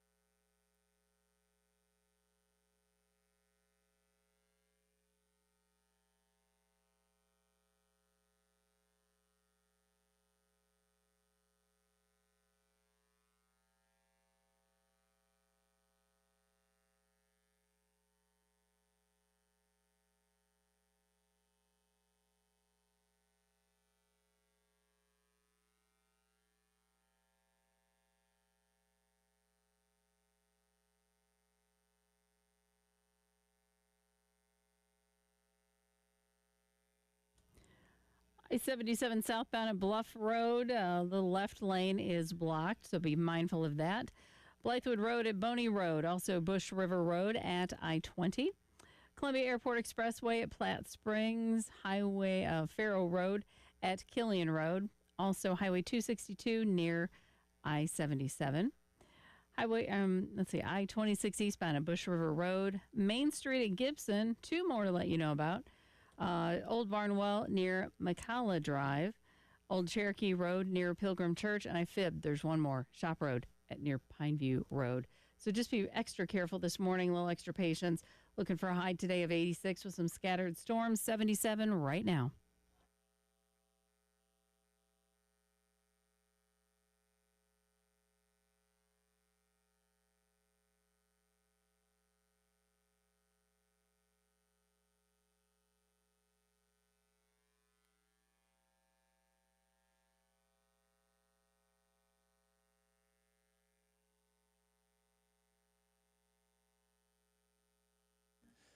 Big news. Starting next week on Monday, August 18th, the game expands into Charleston, WIWF 96.9 HD3. So you'll be able to hear the game in Columbia, Charleston, Myrtle Beach, and Florence. That makes up the entire Atlantic coastline of South Carolina. Also on the 107.5 The Game app, and of course, streaming at the Game TV radio on YouTube, where many of you are joining us right now. Which means, starting next week, Charleston can hear Message Board Mayhem. If they just want to listen on terrestrial radio, they can do it and hear exactly how silly groomers are, which are John Gruden rumors for the uninitiated here. And Preston Thorne has found the specifics as to why nobody should want John Gruden coaching the football team. John Gruden hasn't won double-digit games in the NFL since 2005. I was 10 years old, man. 20 years ago. Since then, he's been remarkably average. In fact, for his whole coaching career, he is exceptionally average. Has a career of 117 and 112 as a head coach. That's a 51% winning percentage. Average as grits, they would say. Very fun and entertaining on TV. I tell you what, man. I'm really good on TV. Don't put a headset on me anymore, man. Very fun and entertaining on TV. Not so great in his mailbox. Don't want to get in there. It's a dangerous place for there's some old skeletons in that closet. Don't want to do that. So yeah, I don't know if we're clamoring for this guy or not, but if we're just talking strictly football reasons, you probably don't want to hire an aging coach who is exceptionally average. He was not been in coaching now for how long? His last year in the NFL? 5 years. Yeah. That's all you need to know. Okay. I just wanted to make sure that everybody was armed with the information before you go to your message boards. Not that it matters on message boards, but I just want to make sure that if somebody puts up a groomer to you, you just say 117 and 112, man. Move on. That's all you got to say. That's all you need to do. Not a football reason to want John Gruden, unless you just want really funny press conferences, but still enjoy going 500. Then and plus, honestly, I think the football world is served better by him not being in football. I love his role now. He's got the ideal role now. He's like football mascot guy, right? He is football mascot guy. And that's cool. Let's just keep him right there. Put the NFL logo on him. Make him look like Rob Lowe. Standing in the crowd wearing an NFL hat, hoping everyone has fun. Put the NFL put an SEC logo on him. I think I saw the other day on Twitter there was the polo shirt with all the SEC logos. Oh, I've seen that. Give that to him. Give it to him. Let him unbox it on camera. Let him roll, man. It. It's cool. Yeah. But we don't need you coaching no more. No, I don't think we do. Don't think anybody does or should covet that. But would you say being in the top 15 to start the year is something that you covet? Top 13. Top 13? Yes. So the top 13 specifically. Well, you know how many teams are in the college football playoff, right? 12. That means you must be pretty close. Outside looking in, barely. We are right there. We are close. We're looking in. AP and coaches poll. Correct. It's the highest we've been ranked in a long time. Talking about long times. It's been 11 years. It's been 11 years since we were ranked. Now, this is what I didn't get clear from research. Has it been 11 years since we were ranked in the top 25 at all, or just this high? Preseason, it'd be at all. Ooh. Because every year. I'm looking at every AP or where Carolina was in every AP poll to begin the season. Now, last year they peaked at 13, which was the highest they peaked at since 2014 when they started the season out at number 9, but they then went 7-6 in that season. And then the several years prior, so 2013, they were 6th to start the year, finished 4th. The year before that, they were 9th, finished 8th. And the year before that, they were 12th, finished 9th. And those were their first appearances since 2002. The golden years. Yes. So this is the first time since the twilight of the golden years that Carolina will start the season ranked in the top 25. And first time in 11 years they've been in at least the top 13 as well, if we want to shorten the club here. I like it. I guess the only thing that's kind of the bugaboo is that pesky Brett Bielema and them boys is right there. I think you could have been top 12 if you would have won that Citrus Bowl game last year. The Citrus Bowl game that we said didn't matter, that doesn't count for anything.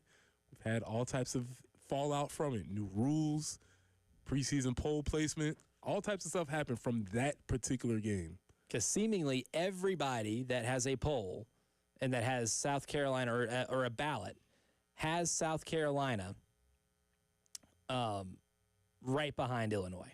They are paired so closely to each other.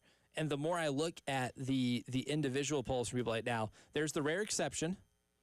Shout out Blair Kirchhoff from the Kansas City Star. We didn't think we'd have a Blair Kirchhoff shout out today. Got Carolina 13, Illinois 14. But they are very close in every single poll.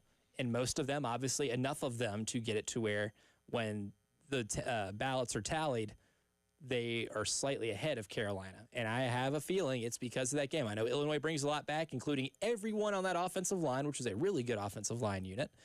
And out of the 11 starters they had on offense last year, 10 of them are back. And they bring back a lot of defensive contributors. They retained a lot from the portal. So you have that continuity on a team that won 10 games last year in the Big Ten. Still just one spot ahead of you. And I can't help but get to the point in my mind where that is a result of what we saw in Orlando. Also, let's go big college football here. If you need an enemy to point your ire at, I'm not going to put him in winners. I'm going to put him right now. Reese Davis. Come on down. Yep, if we need a villain. A stunning combination of not only does he not have us ranked in the top 25, but who does he have ranked number 1? Oh, yes. So if we pull up Reese Davis's ballot here, which you can find on collegepolltracker.com. That's a free plug if my computer will load it. He does not have South Carolina ranked, but if you look all the way to the top, he does have Toledo at number 25, but if you go all the way up to number 1, Clemson. Ooh. Reese, how you going to do us like that, man? And I think we can all agree, because of what happened last year, LSU is highly climbing the Gamecock villain board. Maybe number 2 for this year. I think if we have individual villains, Garrett Nussmeier is very high on that list. LSU is number 4 in his poll. They're number 9 in the AP poll. So he has them at number 4. So if you're looking someone to blame it on, someone to point your ire at, I like Reese too. He's so professional. He's like a calming voice. He's awesome. But he's not good at voting, though.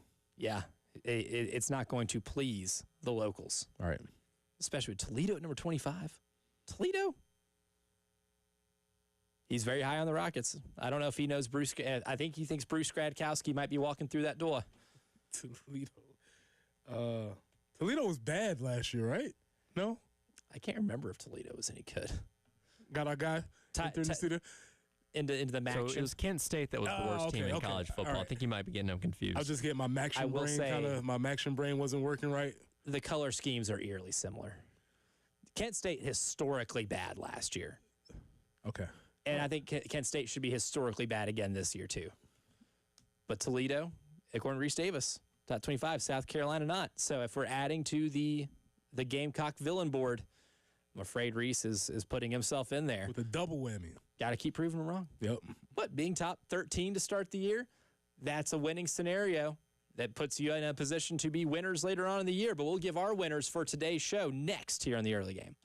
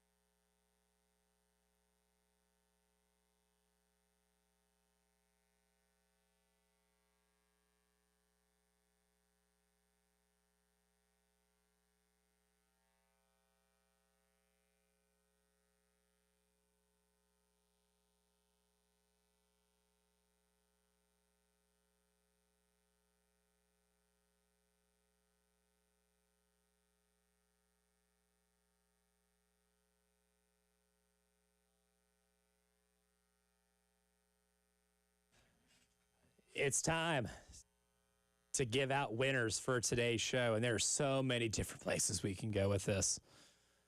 Because the theme for today, the ifs with the Gamecock football team in 2025. What needs to happen for them to get to a college football playoff?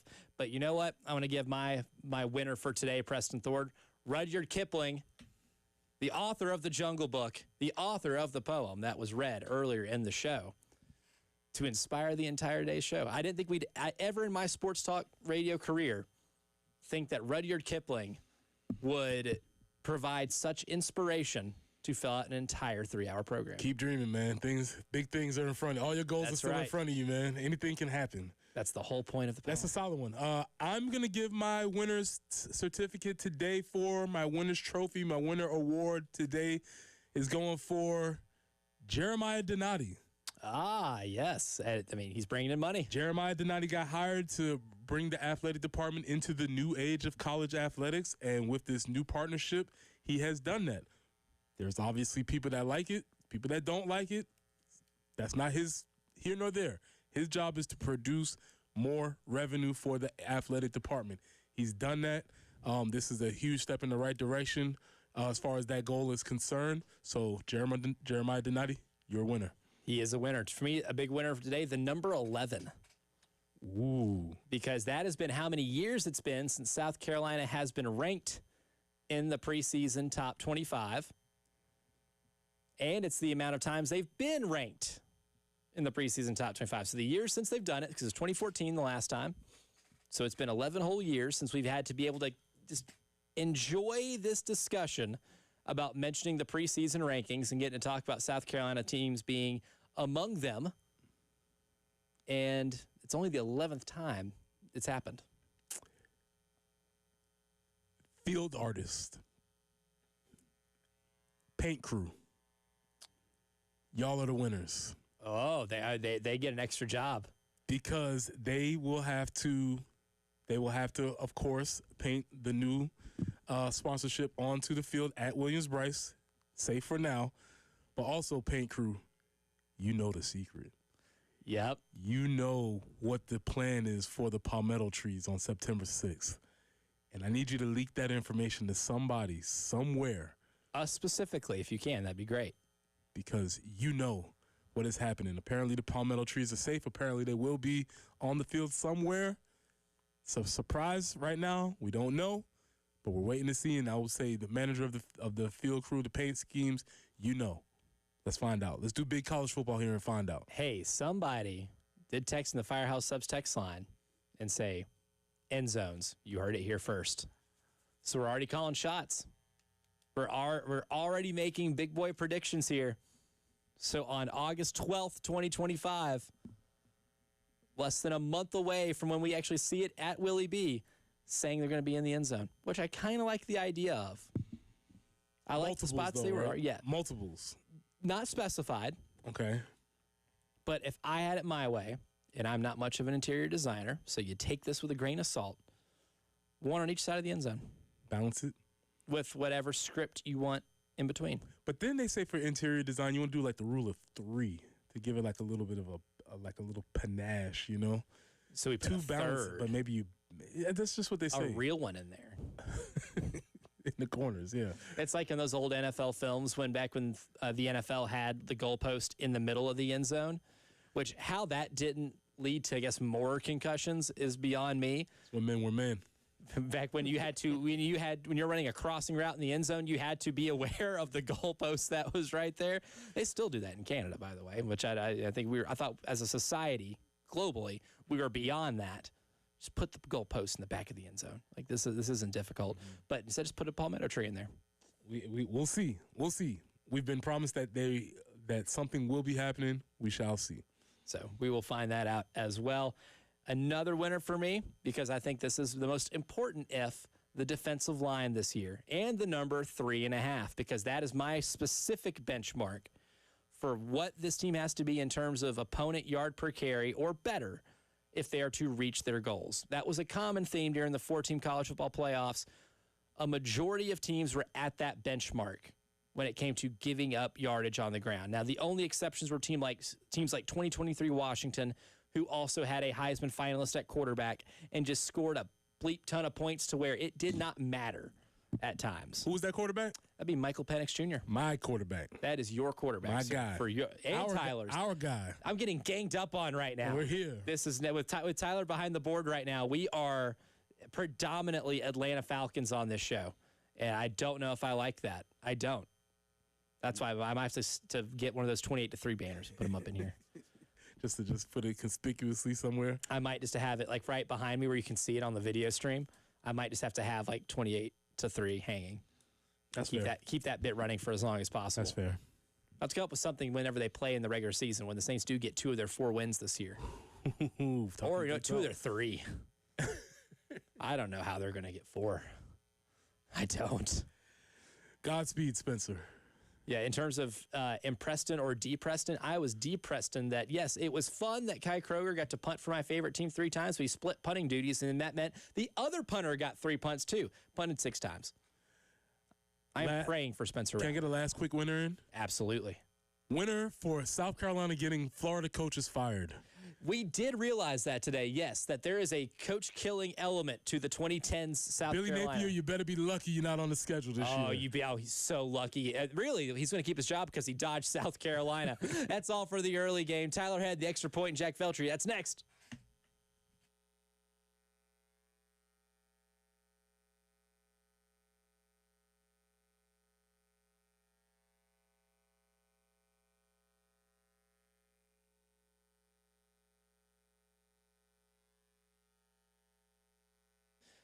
It's golf season. It's always been golf season when it's warm outside. But you know what's better than golf outside? Golf inside with a simulator that will also tell you everything you need to know about your swing. Because at Pro Swing, their Golf Zone simulators do more than just show you your swing. They give you the analytics, right? What's the spin rate on the ball? What's all this type of information that you just can't get by looking at right now, right? And they do something a lot more unique that a lot of people don't provide. A free 30-minute swing evaluation where you can get a blueprint of your swing and a couple of pointers and drills to work on from seasoned professionals.